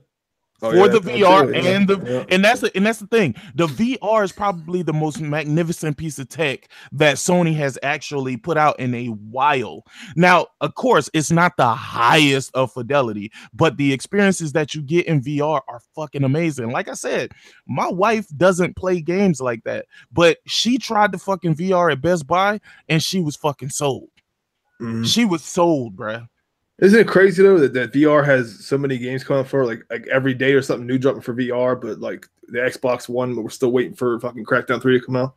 And here's the thing: if you ask the people in the Xbox camp, they like just give them time, just give them time. Let's be honest here. Let's talk realistically, right? Why is the reason that Xbox doesn't have VR right now? It's not because the Xbox One X cannot handle it. We know that's bullshit. The reason why they don't have VR is because the One S cannot handle it, and they don't want to put out a piece of equipment that all of the users can't utilize. The same way the Xbox original couldn't handle HDR, but the PlayStation could. PlayStation was a forward-thinking company. They were thinking about HDR, as you can tell, way before the PlayStation 4 even released, whereas Xbox wasn't thinking about innovation at all. So y'all can cut it the fuck out when y'all sit up here and talk about Xbox is the most innovative box. Look at all the features. Nigga, everything that they got as feature-wise is to sell you something. Everything. This is why I don't understand this logic. I like the services. So you like paying recurring money for something. You like not owning your shit. That's what you like. I mean, come on, dog. Like, that's crazy. Like, to be honest with you, we all have to take a step back and reevaluate what we actually got into gaming for. And I can assure you, most people who play Xbox got into gaming during the 360 era. Those were the Me Too people. Those were the people who saw gaming becoming popular and figured they'd find a way to capitalize off it. Look at the K-Megas of the world. Look at the D-Batches of the world. Look at the fucking Xbox 448s. You cannot be this stupid if you started gaming earlier in the generations. You know what I'm saying? Because back when NES was a thing, guess what else was a fucking thing? You had the TurboGrafx 16. You had the Sega Genesis. You had the Super Nintendo. You had competition that was really competition. When you bought a Super Nintendo, you knew you wasn't getting Mario nowhere else. You knew you wasn't getting Mario nowhere else. When you bought a Sega, you knew you wasn't getting Sonic anywhere else. You knew you wasn't getting Street of Rage anywhere else. You knew you wasn't getting Final Fight anywhere else. You knew that I needed to own this console if I wanted to play this. When you bought a Nintendo 64, you knew you needed a Nintendo 64 if you wanted to play GoldenEye, if you wanted to play Donkey Kong, if you wanted to play Killer Instinct, you had to own a Nintendo 64. But now you got asshats out here talking about something. Well, I'm entitled. Well, I shouldn't have to buy another console to play a game. No, fuck nigga, you should. That's how business works, you fucking asshole. Business does not work off of, hey, McDonald's, Burger King, can I borrow your Whopper? No, you can't, nigga. That's how I'm bringing people into my fucking store. The fuck you mean? Secret sauce. The fuck you mean? Just because the platform that you love is not offering anything, don't try and make everybody else fall into that same fucking shit that you guys are in. Fuck you. Y'all let the PC people trick y'all out of all of y'all goddamn exclusives. Every last one of them. Now you have none. Yo, I think Six had enough, bro. Yo, he's had enough of this shit, man. But here's the thing. Now that you have no exclusives, now you think exclusives are anti-consumer. No, they're not anti-consumer. They're just anti-you because you have none. You have none. You don't hear Nintendo people talking about some, well, you know what? Xbox guys are right. You know, I wish Mario could go to the Xbox. Hey, is that your white guy voice? No. That's my asshole voice. But but here's the thing. No one ever said that. No one has ever said that. No one has ever said, you know what would be good? Tell me why these same people ain't saying, you know what? Halo should go to PlayStation. Like, I believe that PlayStation people should be able to play Halo. Why have nobody said that? Why have none of the Xbox people said that Gears should be played on the Xbox? I mean, on the PlayStation. Come on. Don't sit up here with this anti-consumer rhetoric, but not want to give all of your games to the console that that you're talking about anti-consumer bullshit with. If you ask them that shit's sick, if you ask them like, well, how would you feel if Gears went to PS4? Like, they all shudder at the thought of it. Oh, yeah, they shut the fuck up because the fact of the matter is, J-Wags, the only reason why they feel this way is because they have nothing. They want everything the PlayStation got, and they can't have it unless they get a PlayStation. Here's the thing. I'm going to give you guys the secret. To all you Xbox guys that's in the chat, I'm going to give you the secret to success right now. Why y'all be dick riding Phil Spencer and Aaron Greenberg and Mikey Ibarra and sucking they dick, telling them how good of a job they doing? At least when you come up for air, when you get off they cock, you should say, can we have more exclusives, sir? That's what you should say. And the reason why you should say that is simply because you clearly want exclusive games, so much so that you're trying to tout DVDs as being exclusive. And that goes to show the hypocrisy right then and there. And I don't understand why a lot of people didn't call this. Y'all niggas is laughing, kikiing, talking about, oh, we just joking, but Black Panther is a 4K Ultra HD. I'm about to go to the Black Panther midnight release. Yo, hey, what was that, Gunru? No, I said I'm about to go to this Black Panther midnight release, pick up my copy for this Xbox One X. Yo, and here's the thing. Why y'all think they're joking? They're not joking. They're not joking. I know. They're not joking, dude. They're not playing. But that's the only thing that they could turn to. But I've already proven that you can play a 4K version of fucking Black Panther without an Xbox. So that logic goes completely out of the fucking window right there. Okay. So let's back up a little bit, right? Let's back up a little bit. They say that they hate exclusives. All right, exposed. You love all of these features that Xbox have that are exclusive to Xbox. You're telling people the reason why you got the Xbox is because they have these features, and these features are exclusive to that console. But you're sitting up here and telling me you don't want exclusive games? Nigga, you're talking about exclusive things that can be copied versus exclusive things that cannot be copied. And you want the exclusive things that can be copied. Come on, fam. What are you talking about? What are we doing here? If y'all really think that Sony couldn't turn this shit into a 4K Blu-ray player right now, there's no need to. I'm not even damage controlling this. I don't watch fucking Blu-rays. Even Blu-rays I don't watch on my PlayStation. I turn on my PlayStation to play what it was designed to do. Play games. No, but that's the thing, so man. Like, if you're like a 4K Blu-ray enthusiast, like, you know, some channels are, and there's some guys that are, you go out and buy a bomb ass 4K Blu-ray player. Exactly. You like, nobody bought the X or the S even strictly for, well, maybe the S for 4K, but for most part, it's a gaming console, and people buy this shit to play games. And that is facts. Those are facts. So my question to all of y'all is, why would you say you don't like exclusives when you really like exclusives? I just want to understand this. I want to know for myself because I'm tired of feeling like I'm the only one that's not getting the joke. Well, that's like me saying I don't like Ferraris because I can't afford one. That's perfect right there. That's perfect. Yeah, I do not like Ferraris, even though they look beautiful, even though they're super fast, even though they're probably some of the best cars that you can get. But why is it exclusively to fucking the Ferrari creators? I don't understand this. This just doesn't make sense. It doesn't compute. Why is something that they paid to make exclusive to them? Yeah. The weird thing about it is nobody ever said anything about Tomb Raider exclusivity. I even heard people, yo, listen to this shit, dog. Listen to this shit, bro. And I meant to talk about this shit, but it always slipped my mind because my mind is fucking terrible. But I heard people saying Tomb Raider is not bad, but Neo is bad because Neo is being held off of the platform forever. And Tomb Raider is only being held off the platform for a year. I'm like, what the fuck are you talking about? I cannot play this. Oh, no. I'm sorry. That was the wrong. They were talking about the Destiny DLC. I'm sorry. I don't even know why I said fucking Neo.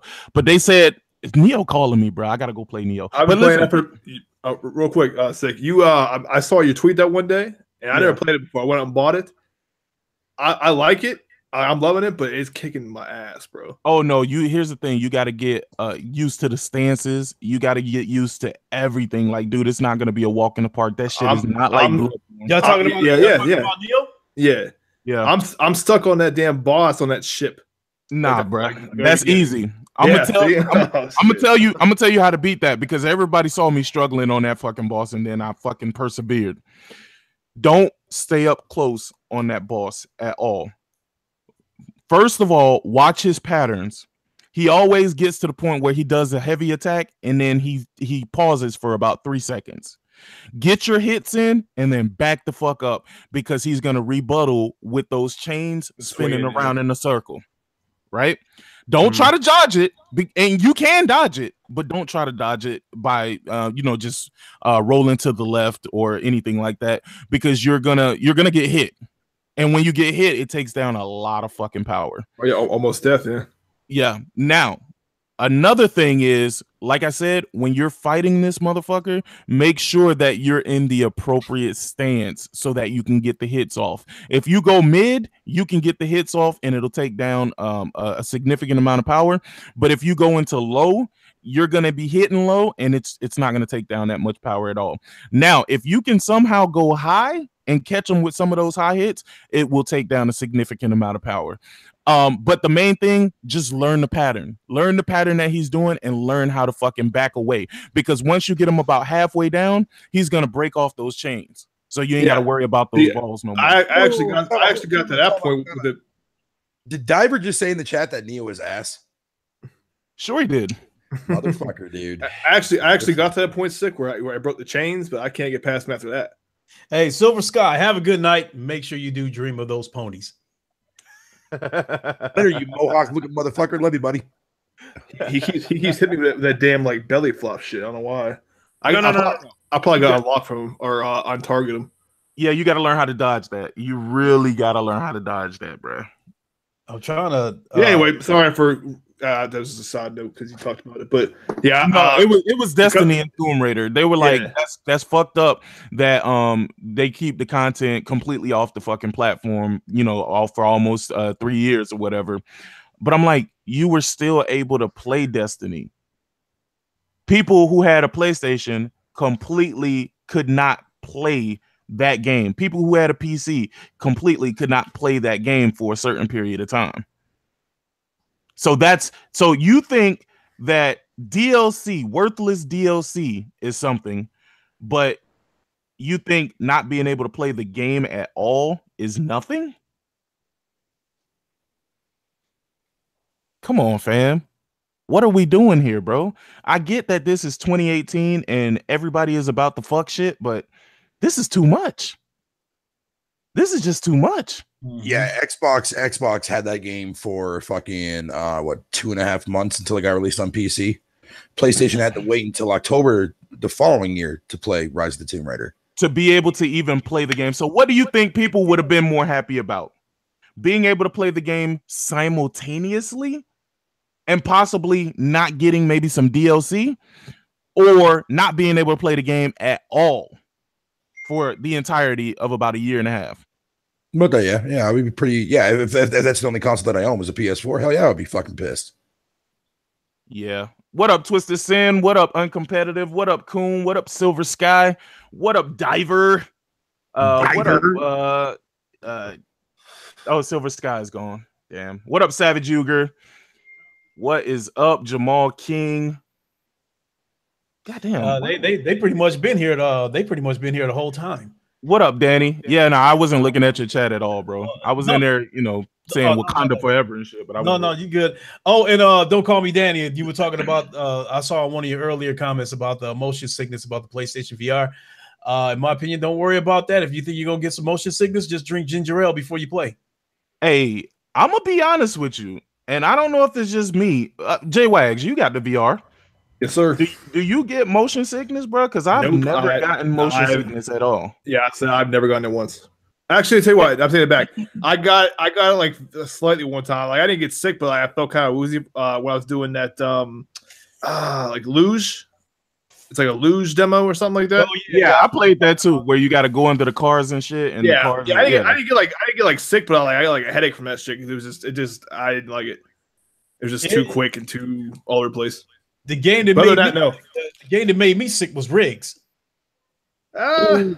I like Riggs didn't make me sick, but that game was fucking phenomenal, bro. Too bad it died.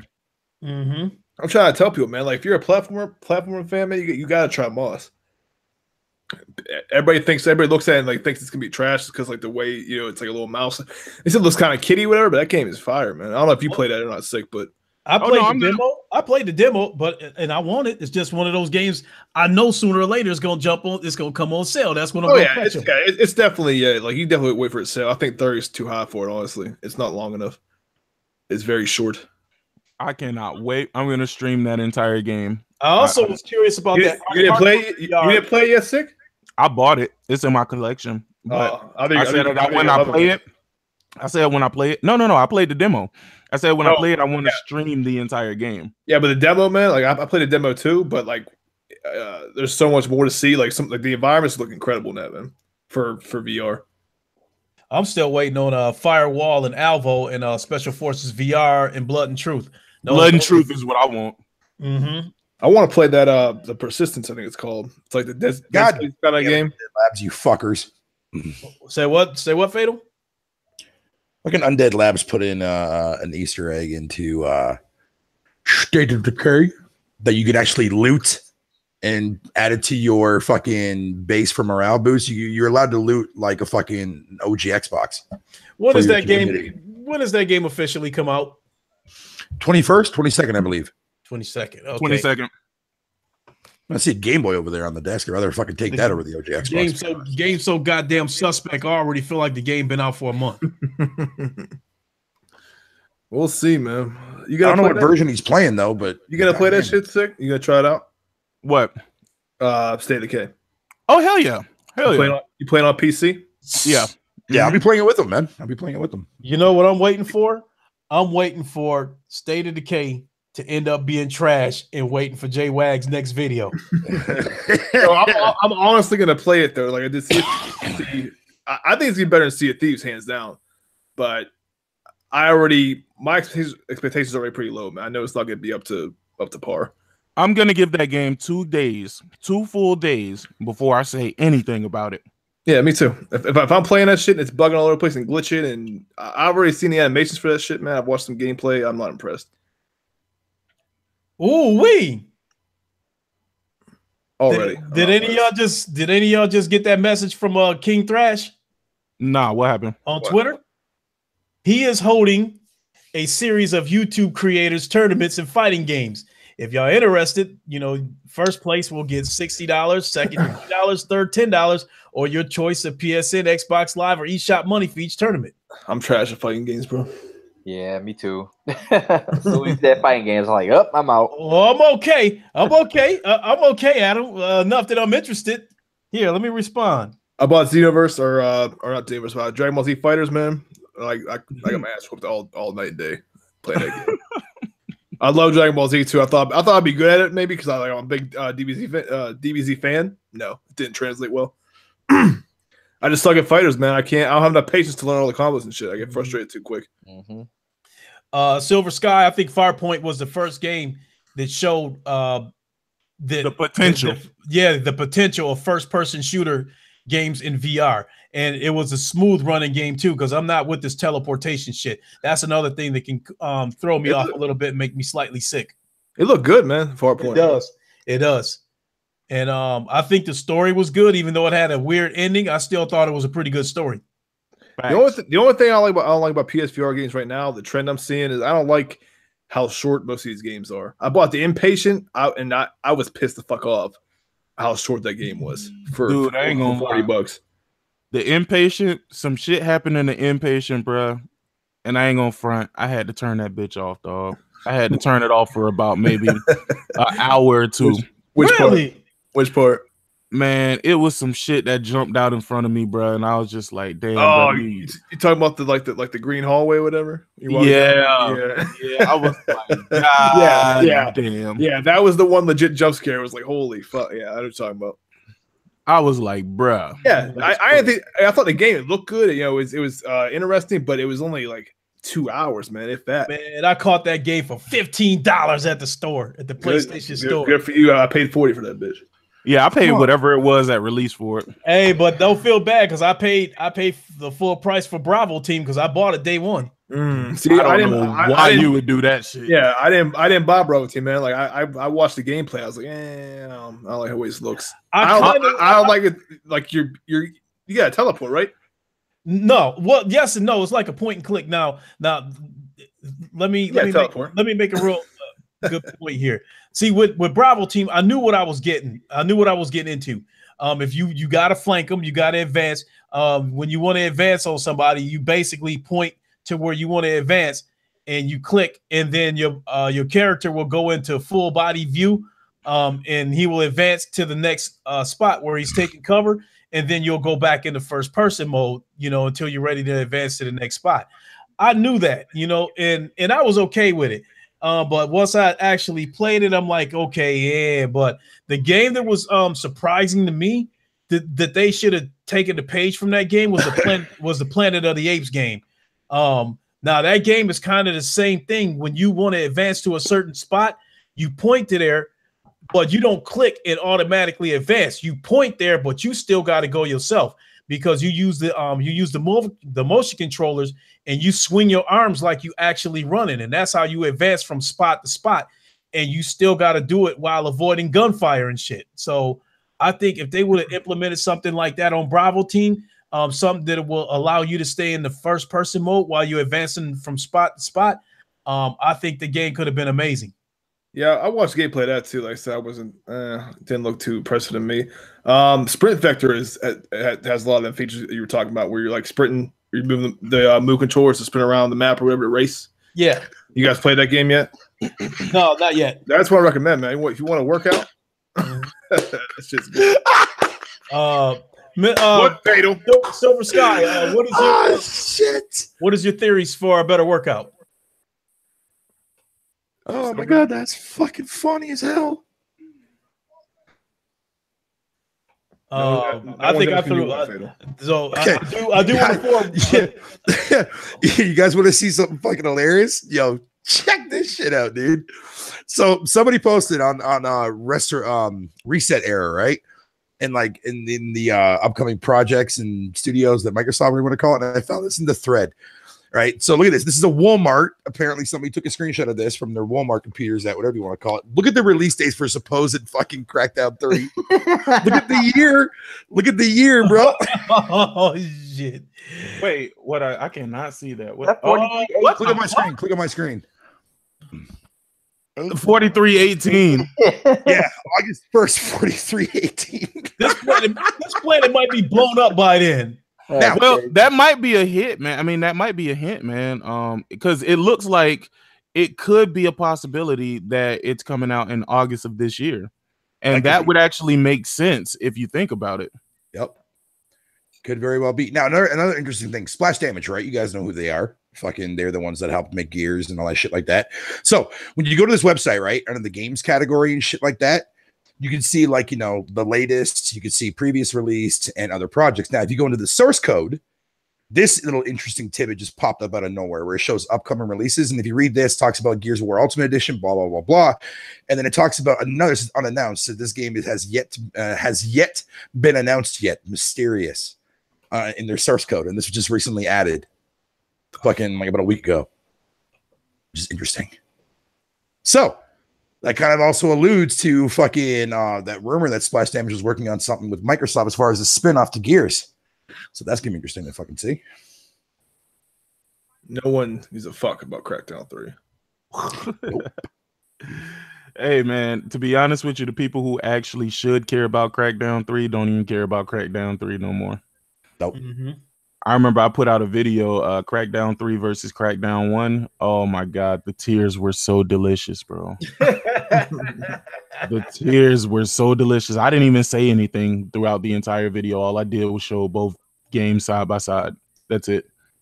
Like, is anybody like legit hype for Crackdown 3? Like, I've never been. No, shit, no. I played the first Crackdown, and that shit only held my attention for about a half hour. It was one of those things where I was playing it with my boys, and like, the game went nowhere. It's, to me, it seemed the object of the game was to get your dude so strong that you can start throwing cars and shit.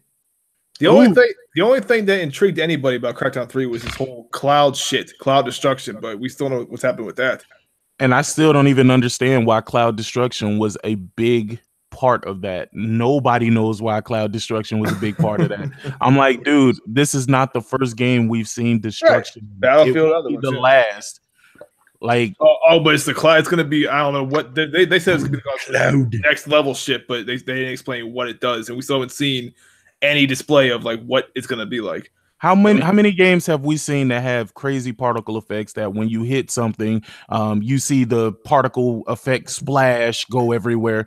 Like, is that fucking amazing like that? I mean, look at God of War. God of War had shit where these motherfuckers had destruction all around the goddamn game. You could throw enemies into shit. You could fucking break down trees. Trees and shit was breaking when you get hit into them, or when you throw other fucking enemies into it. Like, come on, dog. What are we talking about here? Just because that shit have destruction don't mean the game will be fun, dog. Mm-hmm. I mean, we've completely lost sight of why we play games. Listen, I've played some indie games this generation that have been better than AAA games. Facts. And those games do not take nearly as much to make as these AAA games. If you guys are thinking, well, Microsoft's putting a lot of money and a lot of tech behind this, stop talking about tech. You're not a fucking engineer. You're not. Everybody who's saying that this Xbox is like such great tech, how? Because the bitch is heavy? It is heavy. Motherfuckers was equating the weight of the system to it being a quality product. Well, you know what, motherfucker? I got a bag of weights to sell you right now. Quality, man. Quality. And I'm just like, I'm just trying to get an understanding, right? And this is one of the reasons why I focus in on Xbox guys, right? Because they say some of the dumbest and weirdest shit that it just can't be ignored. It can't be ignored. Nintendo guys are silent. PlayStation guys, for the most part, are silent. But Xbox guys, Wakanda forever. Like, nigga, when you start advertising, okay, here's another hypocrisy, right? What was the main thing about PlayStation this generation that everybody was saying, oh, I don't like their custom consoles. They just look like they slapped a sticker on it. Well, tell me about this Black Panther console that you hyping up, because the damn show look like they slapped the goddamn skin on that motherfucker. Even that, but it's not even available to the public though. And that's even better because they showed y'all what y'all will never get.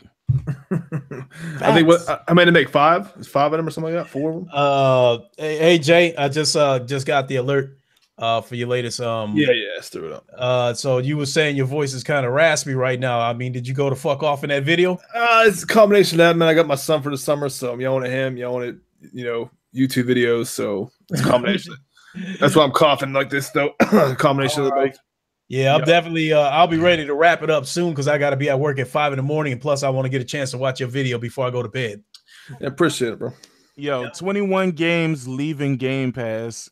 It's not even gonna really be a loss. It's 21 games that y'all probably didn't play anyway. Exactly. I mean, I saw the list. I showed the list a few days ago. The list is good. Sorry. Yeah, 19 of them is 360 games. I had showed the list on my last podcast. I had screen shared and showed it to everybody. It was a bunch of bullshit, except for the BioShocks or something like that. It was a bunch of bullshit. All the BioShocks, but that's not even it though. I know like most of the games are mediocre games, but it's just like why right now, man. And I show on the video on their website, right? It says they'll be constantly adding new things, constantly growing their library, yada yada. Like why right now are you taking any games off at all? Why this early in Game Pass are you going to take anything off of this service? Can I explain that to you, Jay Wags? I could tell you exactly why. They're looking at the games that people actually play, right? If this game is not being downloaded, if this game is not being, if the analytics are not showing that these games are being used, then Microsoft is going to cut their losses. Microsoft is all about the dollar. It's not about what you have access to. If you think that Microsoft is pro-consumer, you're absolutely nuts.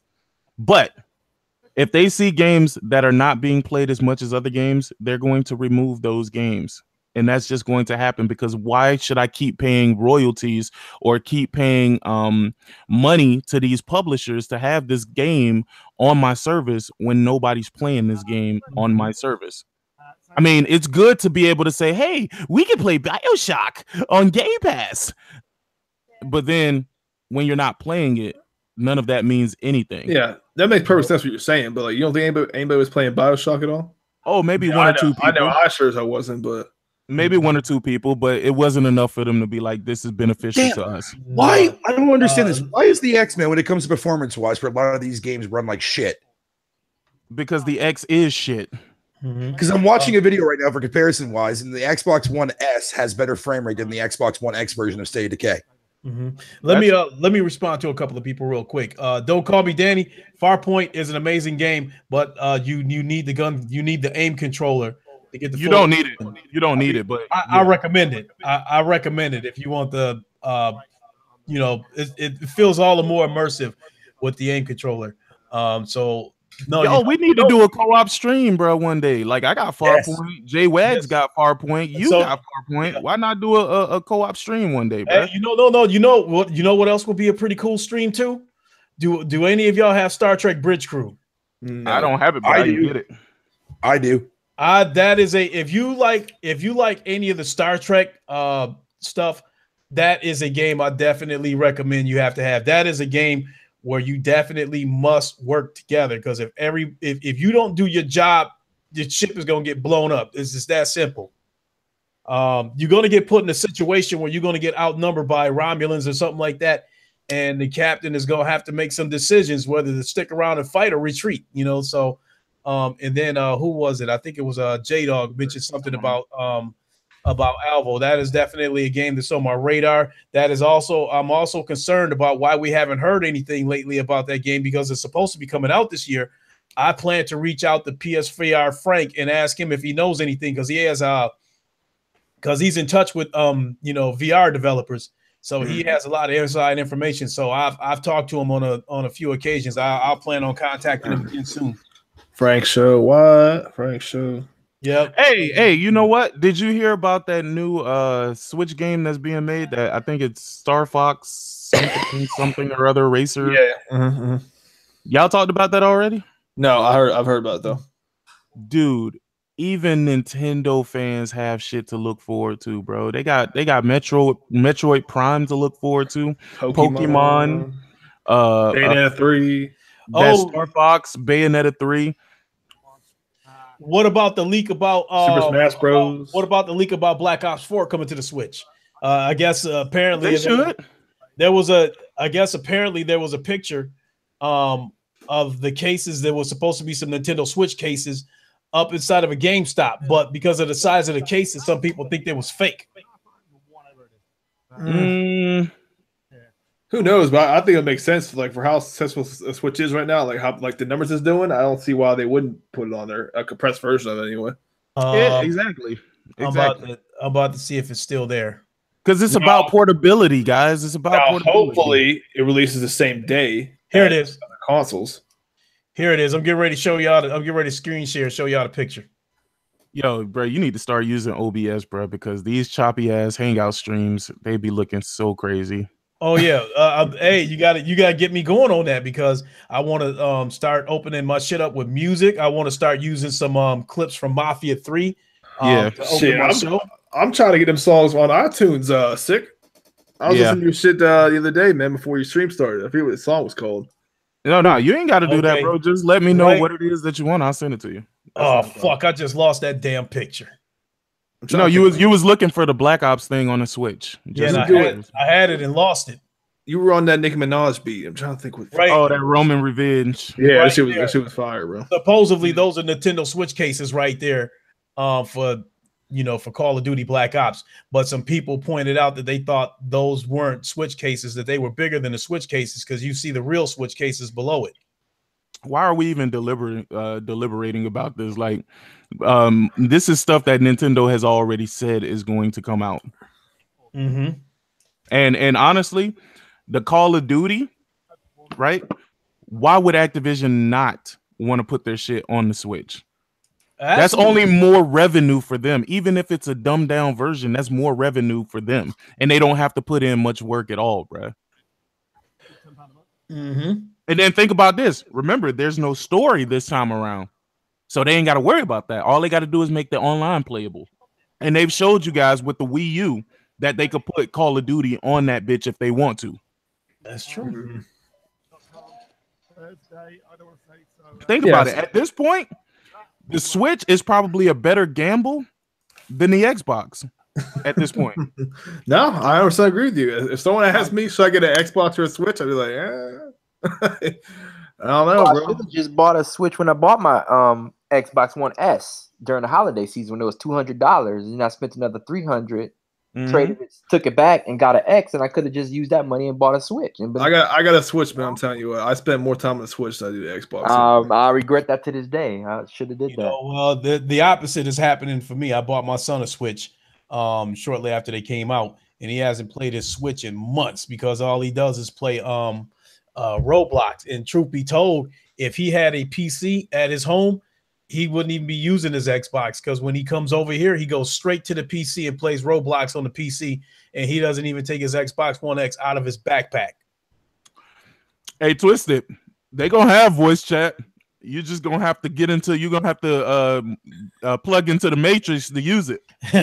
You gotta go to Discord. Well, something like that don't really bother me because I really don't even, especially if I'm not playing with people I know I don't really talk. So no voice chat ain't gonna be the end of the world for me if I should ever decide to get a Switch. Yeah, I really don't buy any multiplayer games for the Switch besides I guess Mario Kart is about it. Other than that, it's all single player. Hey, anybody buy a multiplayer on the Switch, bro? Oh, you better say it's for portability, dog. I said multiplayer. Oh, J-Wags, I have been meaning to ask you, man, that smooth jazzy groove you use on your videos, man. I don't know what that is, but I like it. Oh, that's some like royalty free shit. I can send it to you. It's called Four Giants or something like that. I don't know. It's some weird beat. Okay, can you shoot it to me on Twitter? You talking about the video I made just now, or you talking about what? No, just in general. Yeah. That jazzy groove that you use in general. Yeah. I can send you to you. Mm-hmm. Yeah, I like that, man. That's smooth. Yeah, it's a royalty free one too. So yeah, it's a good one. All right, cool. You know what? If Nintendo really wanted to do the voice chat thing, don't they have Bluetooth on the Switch? I would imagine they do, right, for the Joy-Cons. Yeah, they have to have some form of Bluetooth. All they have to do is make Bluetooth headsets compatible, and I think people will be okay with how you have to play the Switch. I think there is a wireless headset, but I don't understand. I guess it has to go to your phone because Yeah, but even then, that makes no sense because you still have to utilize your phone. Right. Yeah. Right. You Right. want to do voice chat like that's. Right. Yeah, I'm saying I think they do have a wireless one, but I understand why it's wireless. We still need your phone to play it. And Here's the thing. I would say, like, people say that, like, the justification of this is, oh, well, Nintendo assumes that, if you take your Switch out with you to wherever, you have your phone with you too. So they want to utilize your phone. It's like, no, dude, I don't want to have to be tethered to my phone. Yeah, it do have Bluetooth. I'm looking at it right now. It do have Bluetooth. Does it? Here's the thing, though. There's a little dongle. If you wanted to hook your PlayStation 4 controller up to your Switch, there's a little dongle that you can buy and plug into the USB.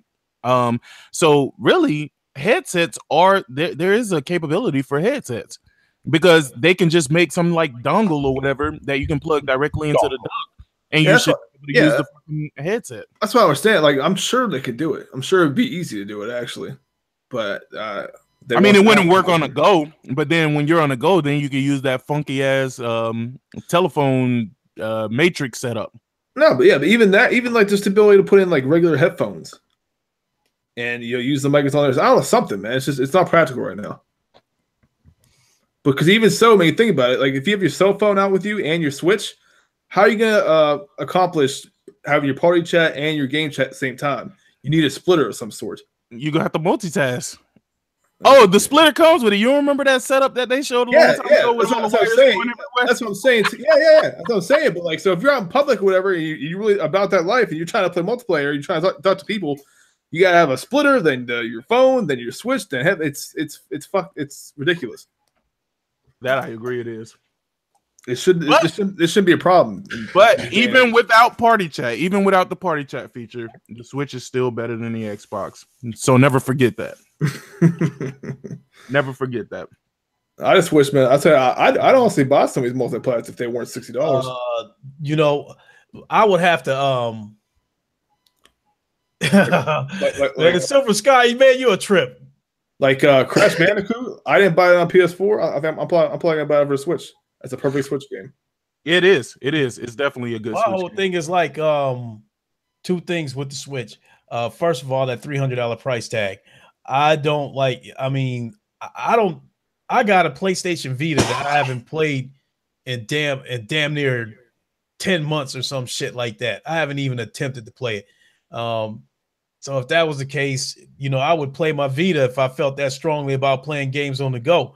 The Switch does sound tempting, but I really believe it'd be another thing that would be sitting around not getting used if I bought it. I got a Vita, man. I got a Vita as well. But I'll tell you what, the Switch, I do a parking ride to work. So I park like downtown here and then ride a bus. Like my bus ride's like 45 minutes into work. I work in downtown Pittsburgh.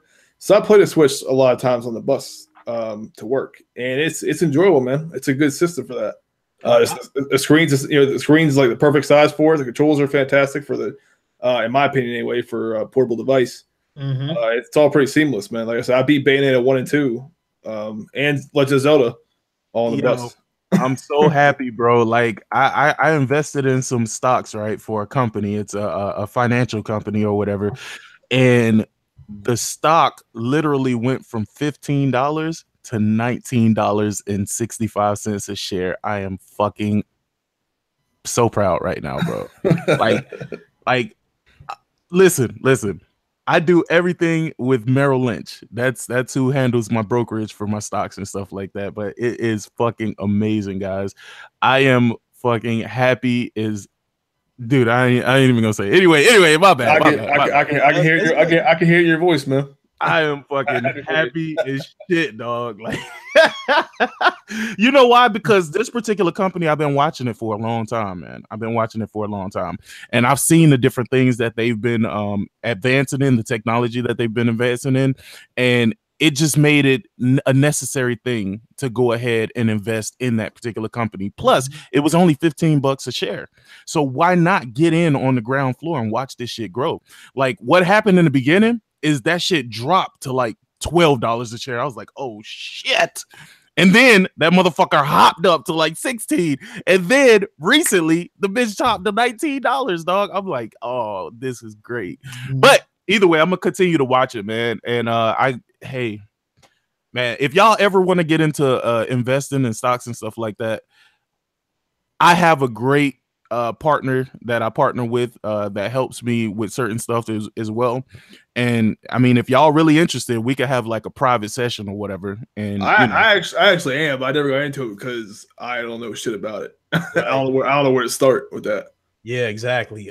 Evil Prada, what's going on, bro? OBJ the Don, what's going on? That shit is trash. Every time someone talks about it, I think it's like a pyramid scheme or something.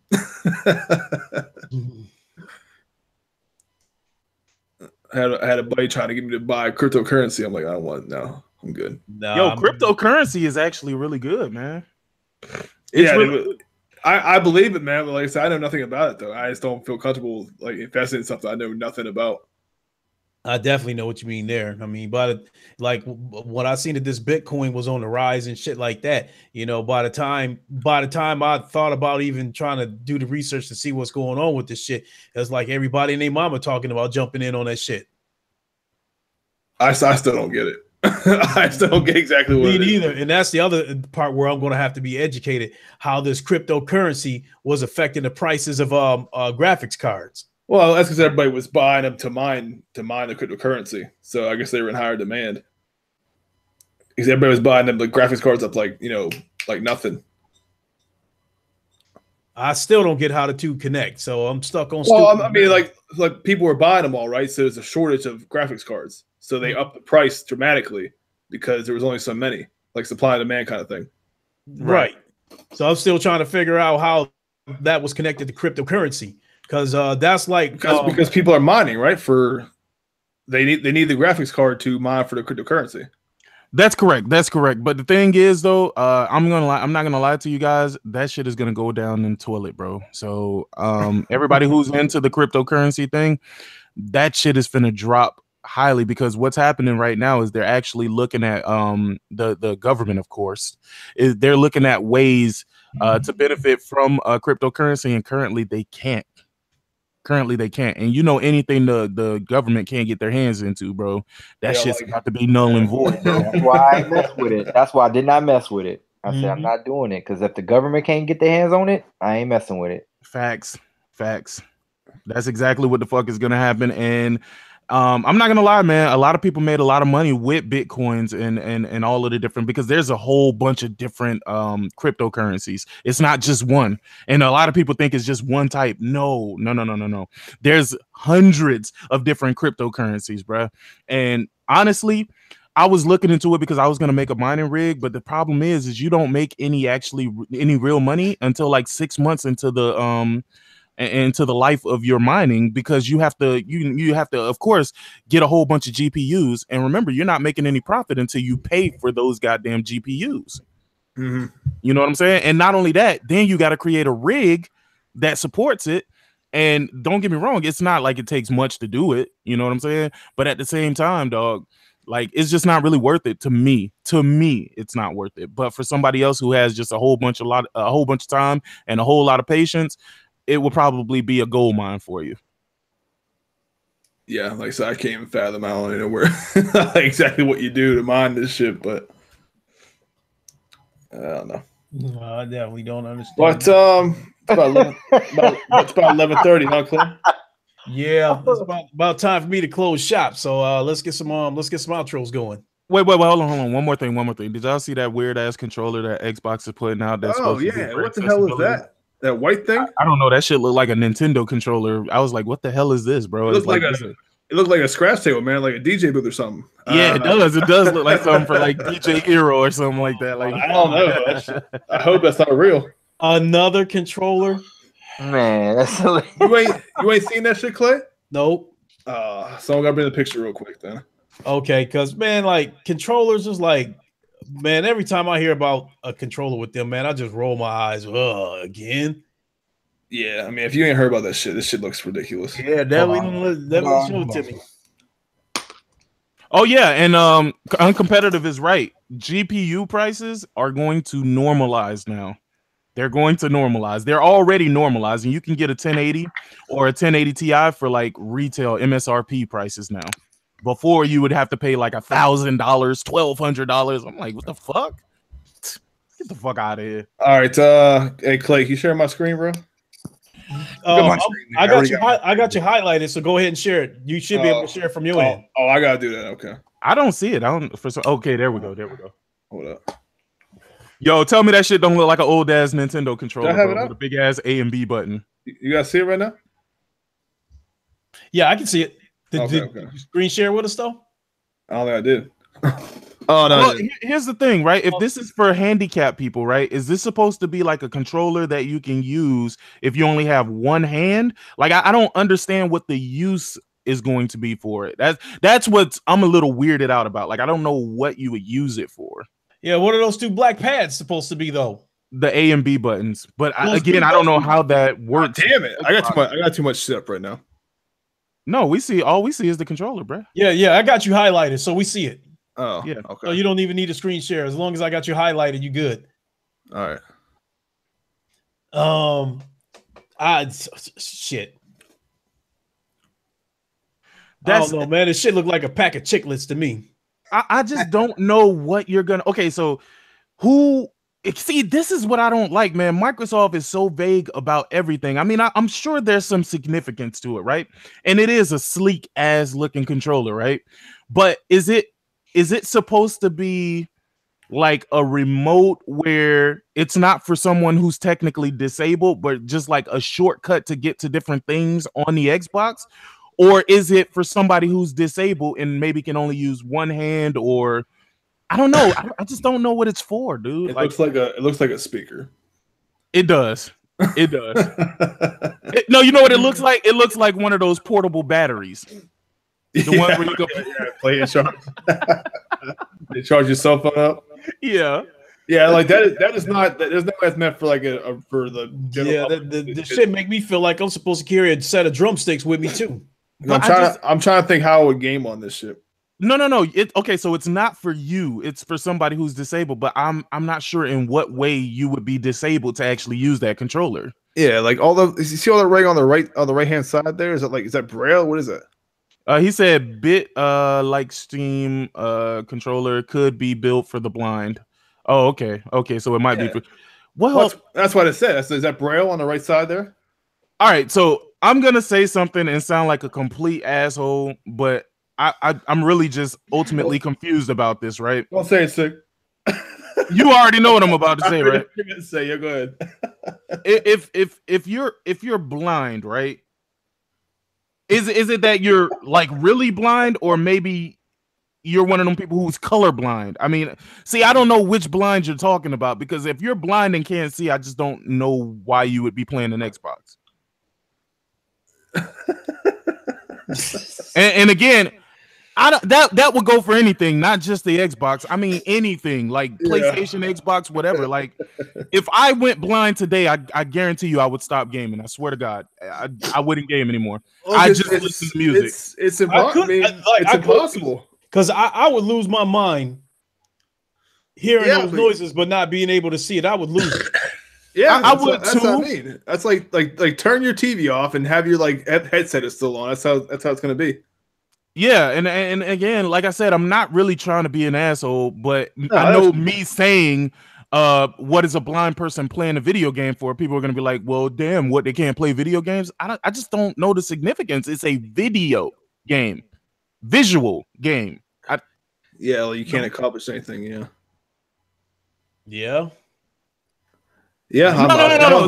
See, hold on. Danny said, why do they have Braille on ATM machines? Because regardless of if you're blind or not, you still need to get money. Right. Yeah, you get money, then you're done. Yeah. You're not sitting here staring at the ATM machine trying to play a video game. Yeah, I agree with you. I understand what you're saying. So that's really all I'm saying. I'm not trying to be an asshole, but I know just saying that makes me an asshole. An ATM encounter takes a minute or two. We're talking about investing time in video games. Like, let's just say an hour playthrough.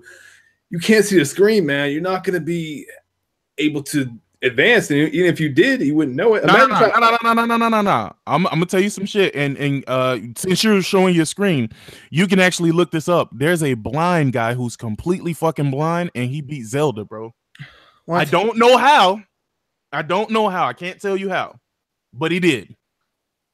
So I know there's blind people out there who play games, But from my perspective, I think there's more important things at that time that I could be doing than playing video games. Not gonna lie. If I can't see it, there's just more important things I could be doing.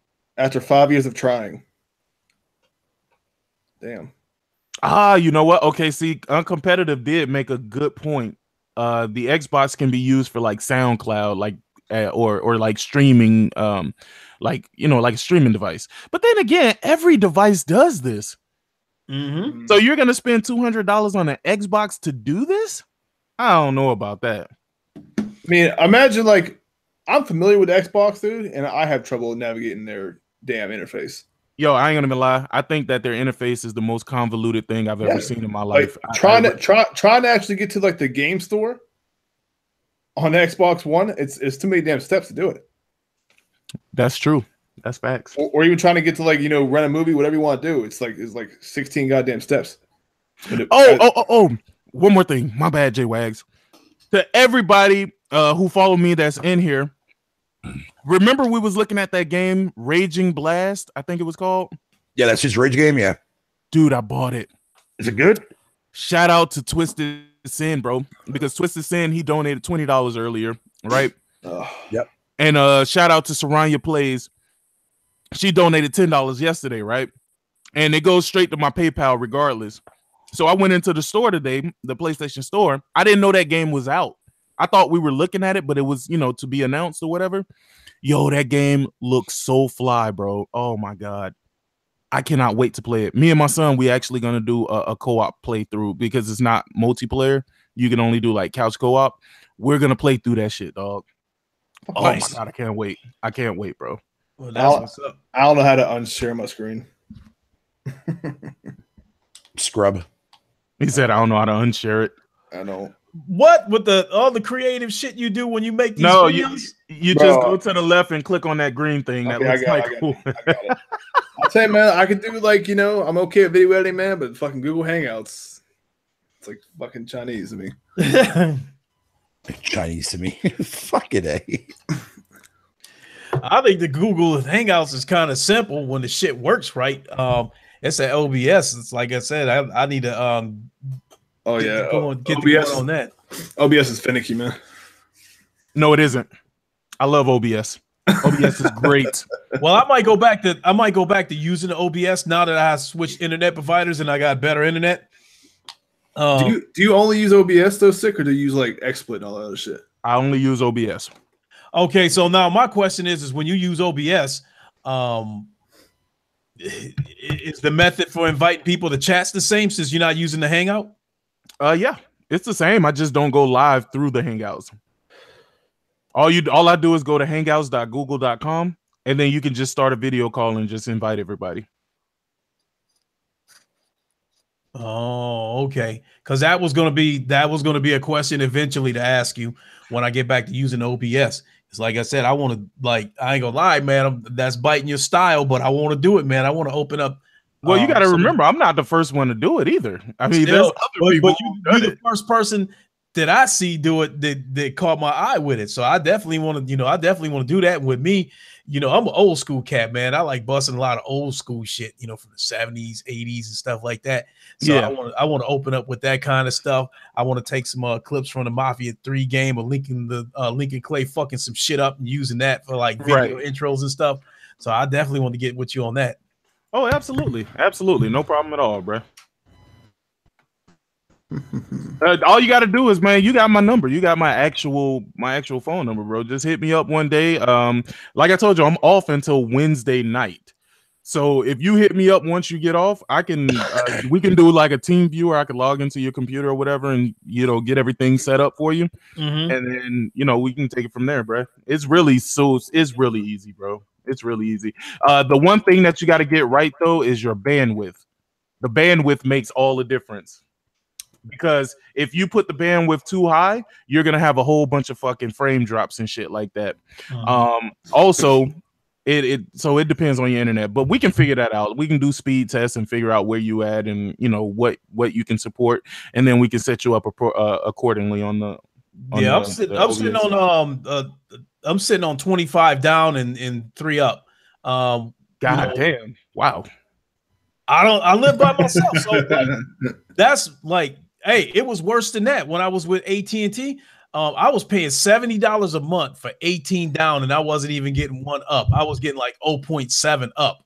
Oh yeah, I know. AT&T absolutely sucks. I used to do some networking stuff for AT&T, and AT&T's their central offices that houses all of their connections, they're sorely out of date, bro. They're not planning on updating them. They don't give a fuck. So I switched over to Comcast, getting 25 down, 3 up for $25 a month. So I'm getting more speed for less money. But I hated Comcast with a gut, with a passion, because when I did they so-called triple play, when the promo ended, man, I was seeing bills for $400 a month with bullshit explanations like, well, you just owe it. Fuck y'all. So nah. Here's the thing. Comcast, their customer service sucks. It sucks. It sucks so fucking bad, dude. Oh, I was on the phone with the motherfuckers for 3 hours when I got this internet connected. Oh yeah, absolutely. But their service is usually very good, though. That's the thing about Comcast. Their service is good. Their customer service fucking sucks. And the thing is, I never really have to call them because my service never really goes out. That's what I was about to say. If my service don't fuck up, I won't have a need to call them. Long as my service don't fuck up, as long as I don't see no crazy ass bills, we good. Right.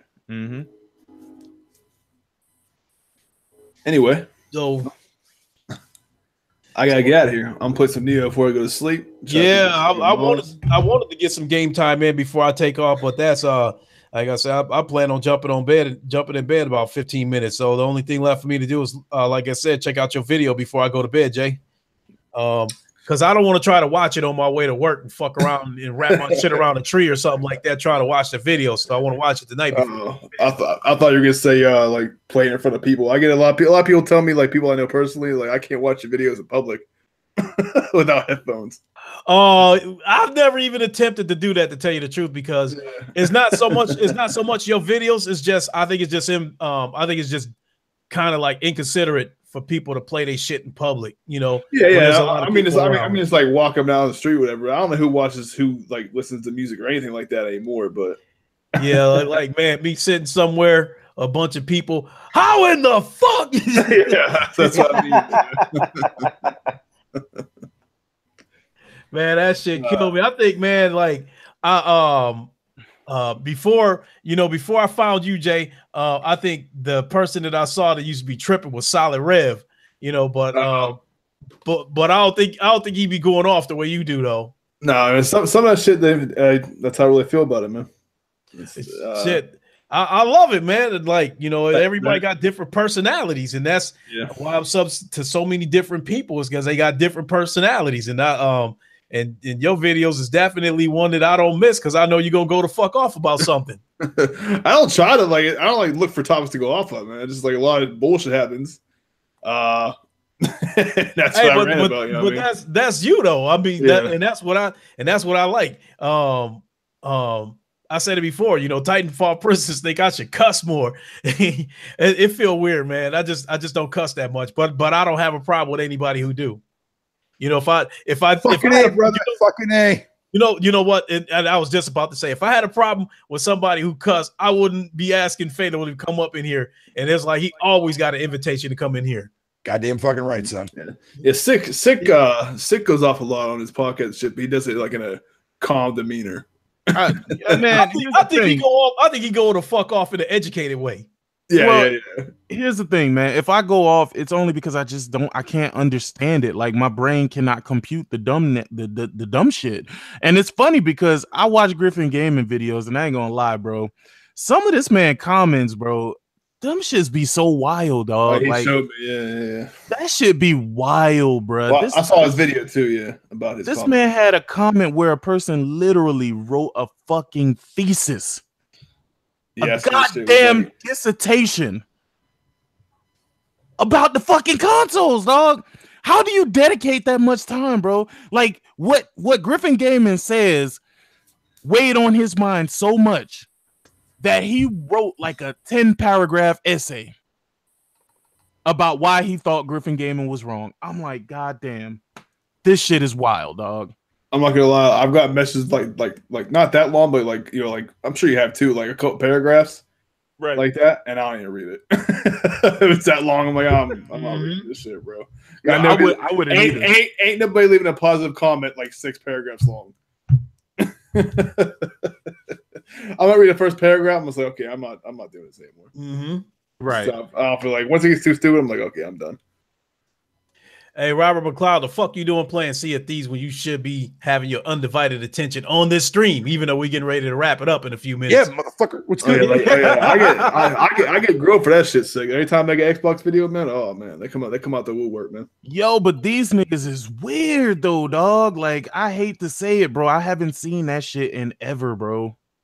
I've never seen that shit before, dog. I've never seen people get so up in arms about something that does not matter, dog. You know what's crazy though is like my videos, like usually the title is the thumbnail, like they coincide, like it's the same thing, like so you know what you're clicking on, right? And they click on it anyway, and then watch it, and it's like they just flip the fuck out about it. So like they come in the videos like looking for an argument, and I just don't understand why, dude. I don't get it. I don't get it. You know what I've been noticing lately though? I've been getting a lot of people that have been like claiming my videos when there's nothing going on in the video. It's just like me talking. Yeah, that's because that's the people trying to get trying to get you flagged, whatever they can do to hurt your channel because you're not talking positive. No. But it'd be some of the most random fucking channels like Antenna TV. What the fuck is Antenna TV, bro? I've never heard of this shit before. And then before, I was getting flagged about something that was relative to God of War, but it wasn't God of War. It was like some Tunisian channel where I guess the woman there looked kind of like Freya, so they kind of visually matched it by that. And I was like, what the fuck? What the fuck is YouTube doing? I swear to God, I wish a platform comes along that's much better than this, dog. I would leave YouTube in a heartbeat. But there's nothing else out there better. I'm sorry. Why they flagging your shit? Like you don't even monetize your videos, do you? I don't monetize my videos, which is even funnier. I didn't think so. Yeah. No, but I've gotten all of them. I've gotten all of the disputes removed and shit like that because I think it's just YouTube's weird ass system that's flagging it based off of shit, yeah, and it's stupid, dog. But usually everybody's pretty good. Like I'll send them a message like, "Hey, I'm not sure why you flagged this. This has none of your content in it."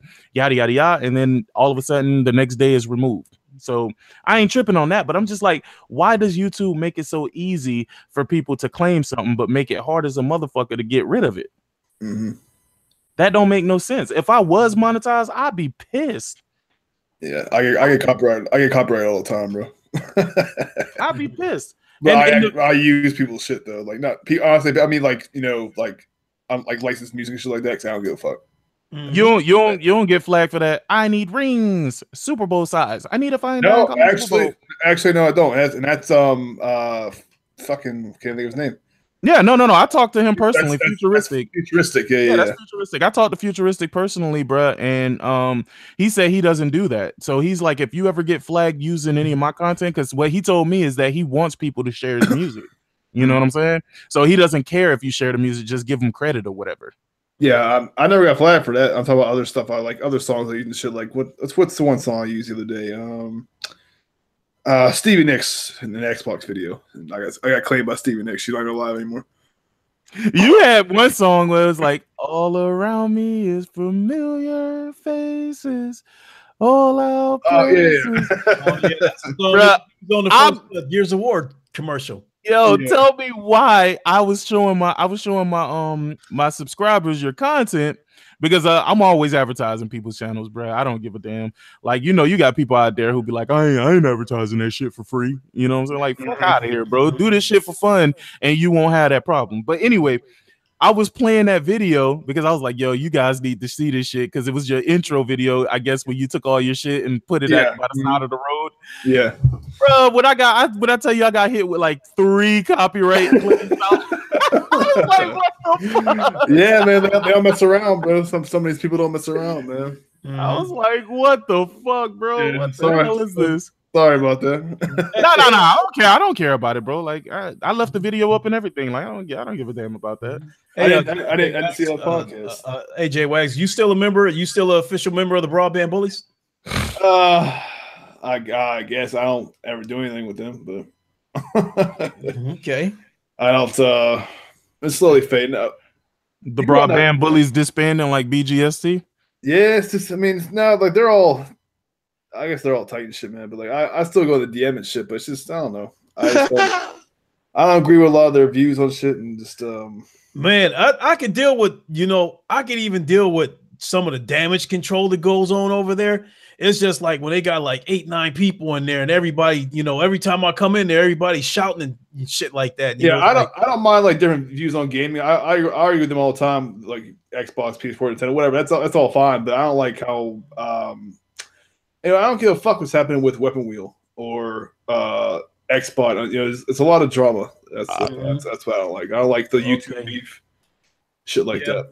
Yeah, I just like, but with any podcast, when there's like 8-9 people and they're trying to talk at once, not even that you hear a bunch of yelling and don't even know what direction to go in. Not even that. I'm just talking about like if it's on the podcast, fine, it can get heated. It happens. But I'm talking about like making videos like whole like 2-hour videos about one person and shit like whether it be dealer, whoever the fuck what's happening at Weapon Wheel. I don't care about any of that. Yeah, I definitely don't get caught up in none of that shit. Now, one time I did do a live stream about Crap Gamer, how I thought the dude needed help, but it was more or less one of those things where it wasn't really no news to talk about. So I was just like, I did a video one time. I heard a podcast one time, a BGST podcast that was so egregious what was being said that that was the only time I ever did it, and I'll never do it again. I made a video like breaking down the whole podcast. Not the whole podcast, probably like a 10-minute video. Mm-hmm. But Crap Gamer was talking about how much fun he had. This is when PUBG was first released, right, for Xbox. And he was talking about how you drop in frames and you rubber band to like another room and shit. He was talking about how like that added to the fun factor of the game and shit. And I couldn't take it. I think that might have been Morgana Days or something like that. I think he might have did a video where he took clips of that shit and was showing how stupid they really sounded. Yo, Brandon be going off, bro. Yeah, that's all I'm gonna say. He be going off, dog. Like he be catching all of this shit. To be honest with you, I'm gonna be 1,000% honest with y'all. Like I get it. Like that stuff is entertaining to some folks, but I ain't gonna lie. When you're deliberately saying stupid shit, it's not entertaining to me. No. And I don't know if it's just because I don't find it funny, but I don't know, man. For the people who do find it funny, I just don't know why it's funny. I mean, I don't like to see grown people act that way, and that's just me. I think everybody that I'm sub to, and I'm sub to a lot of people, they passionate about what they do. You passionate, Jay's passionate, Thrash is passionate, and then there's even some people that like a dude called Z28 Gaming. All he does is stream, GT sport races. He got a wheel set up, and I watch his too because, he don't get animated or nothing like that, but it's obvious that he's passionate about racing games. And so I don't, and you can tell when he does these streams that you getting the real him and not some kind of WWE made up character that, that he flips on that switch whenever he goes live. I believe every one of y'all, you, Jay Wags, King Thrash, and whoever else, I believe that the person that I'm talking to now is the same person that I'm going to talk to when the cameras is off. Oh, absolutely, man. And if you talk to anybody that I actually know in real life, they'll tell you like, I don't change one bit. Like I've been saying everything that I've said when I've gotten on the internet. I say that exact same thing off the internet because that's just me. I actually believe what the fuck I say. Like I'm not saying it to get a reaction. I'm not saying it to get fans or followers and shit like that. You know what I'm saying? And the thing is, I'll be honest with you, man. I've been blessed to have some of the best fucking subscribers in the world, dog, because you're welcome, sir.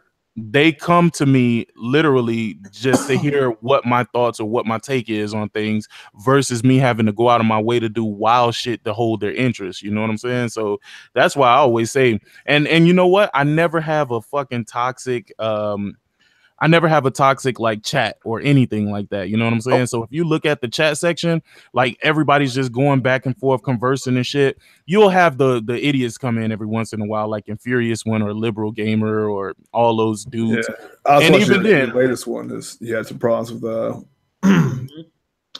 this is like the past 2 days. The dude kept changing his accounts and shit. Oh yeah. And that dude Duncan, like here's the thing: if Duncan would have came in there and just been talking shit, I wouldn't have said anything. The thing is, I hate when people try to bring other YouTubers up, bro. And I tell them, I have no affiliation with that YouTuber. I have no reason to praise them. I have no reason to not praise them. You know what I'm saying? I just have nothing. There is nothing. You know what I'm saying? And that person comes here, well, you know, that's the reason why Luca don't like you guys. I don't give a fuck who Luca likes, bro. I'm not trying to be friends with Luca, bro. Yeah, I mean, that's the difference. That's the difference between me and other people, bro. I'm not trying to be cool with Luca, bro. You know what I'm saying? So I don't care what Luca does. Like, stop bringing her up every time you come into the chat section. Luca might be the coolest motherfucker in the world. You know what I'm saying? But that doesn't mean shit to me.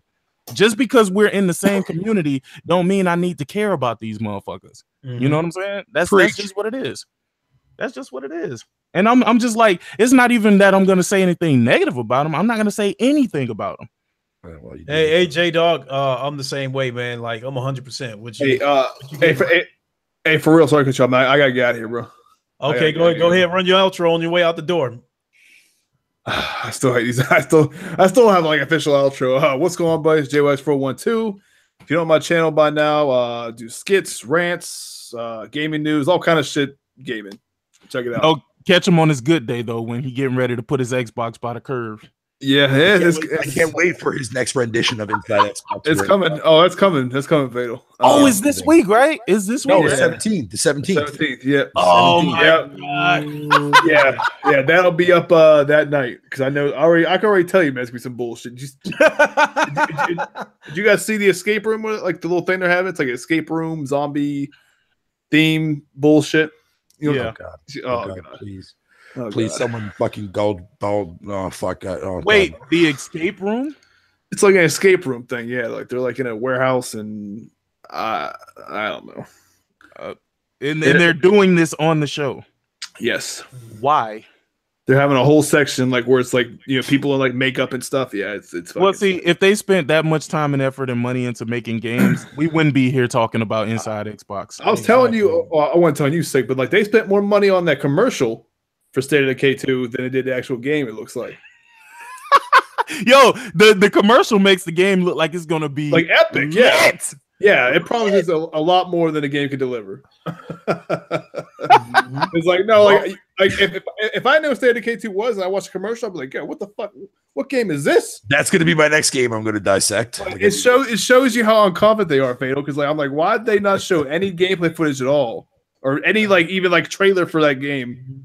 Like actually, the NDA is now up, so people are already fucking doing like streaming it and fucking doing whatever you want to call it. So if you want to see gameplay, head over on the Twitch and look for fucking. I've seen gameplay, bro. I've seen gameplay, and like, and they did the same shit with PUBG. Remember that live action trailer thing? Shit, that game is fucking. It looked horseshit. Yeah, but the trailer looked epic.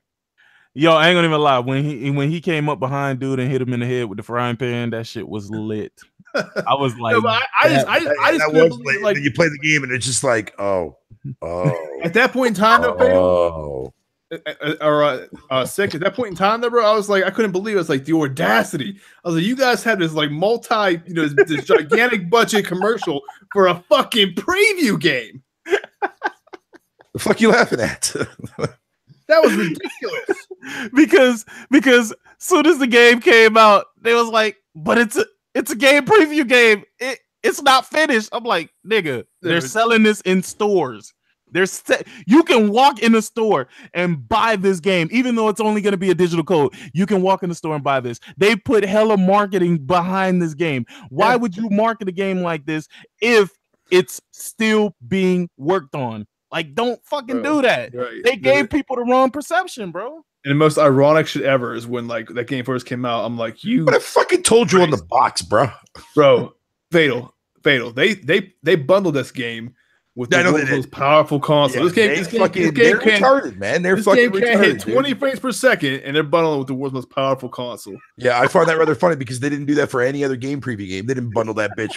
They didn't bundle no goddamn Subnautica with Xbox One. Bro, shit. That fuck out of here, dude. The fact that they bundled a preview game at all. Yeah, that's disgusting, dude. It's desperation. And I read it about that. People were like, "Oh, you being too hard." I'm like, me? No, dude, I'm being it's me, huh? I'm being a dickhead here. Okay. How dare you? I couldn't believe that shit, bro. Yo, but let me get up out of here. I did, OBJ, and I saw a massive difference. Let me do my outro real quick. I'm getting the hell up out of here, bro. Yeah, same deal. Shout out to everybody who didn't tell me that my goddamn chair was squeaking like a motherfucking old rusted out barn door and shit like that.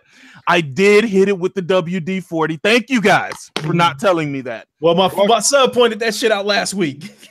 Yo, thank you guys for not telling. No, you didn't hear it tonight because I put WD-40 on it. But my wife was like, that goddamn squeaky ass chair. If you don't put something on that motherfucker, because every time I lean back, that bitch go. I was like, what the fuck? No, but I fixed that. But shout out to Lincoln Clay, man. Look, Lincoln, bruh. I love your success, bro. I love how your channel is growing, bruh. I love that you got, the chat going and everybody being engaged. You know what I'm saying? We're going to give out those engagement analytics. Everybody hit that like button, man. I definitely want to see Lincoln Clay make it to the top, man. I think he's really striving and really going for broke with this. So, yeah, everybody continue to support the channel. Lincoln, I'm always going to support your brother, and thank you for the invite. Without a doubt, I always appreciate y'all being here. Gunru, you up? Yes, sir. Gunru Gaming. I second what Sick just said. I'm really proud of this brother, man. He's working hard. He's passionate about what he's doing, and I'm gonna continue to support him no matter what, man. I love coming in here to support him and to hang out with you guys too, man. So, and shout out to the chat for sticking around and having some fun with us tonight.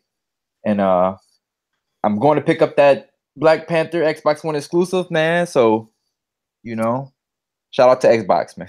Make sure, make sure you let us know how many watch hours you got in. Right. Yeah, we need those analytics, bro. Yeah. Canadian Grizzly Bear, hit it.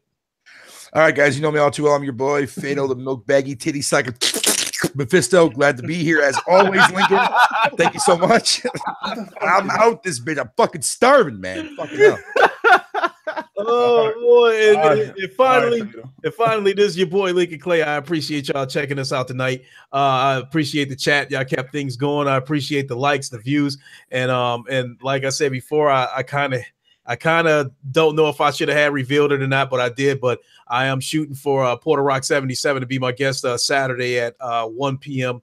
Eastern on Saturday for a Saturday edition of the Lincoln Show. I will contact him again tomorrow and make sure that is cut in concrete, and I will keep everybody posted on that. And same thing, Jay, we got to get our date together too.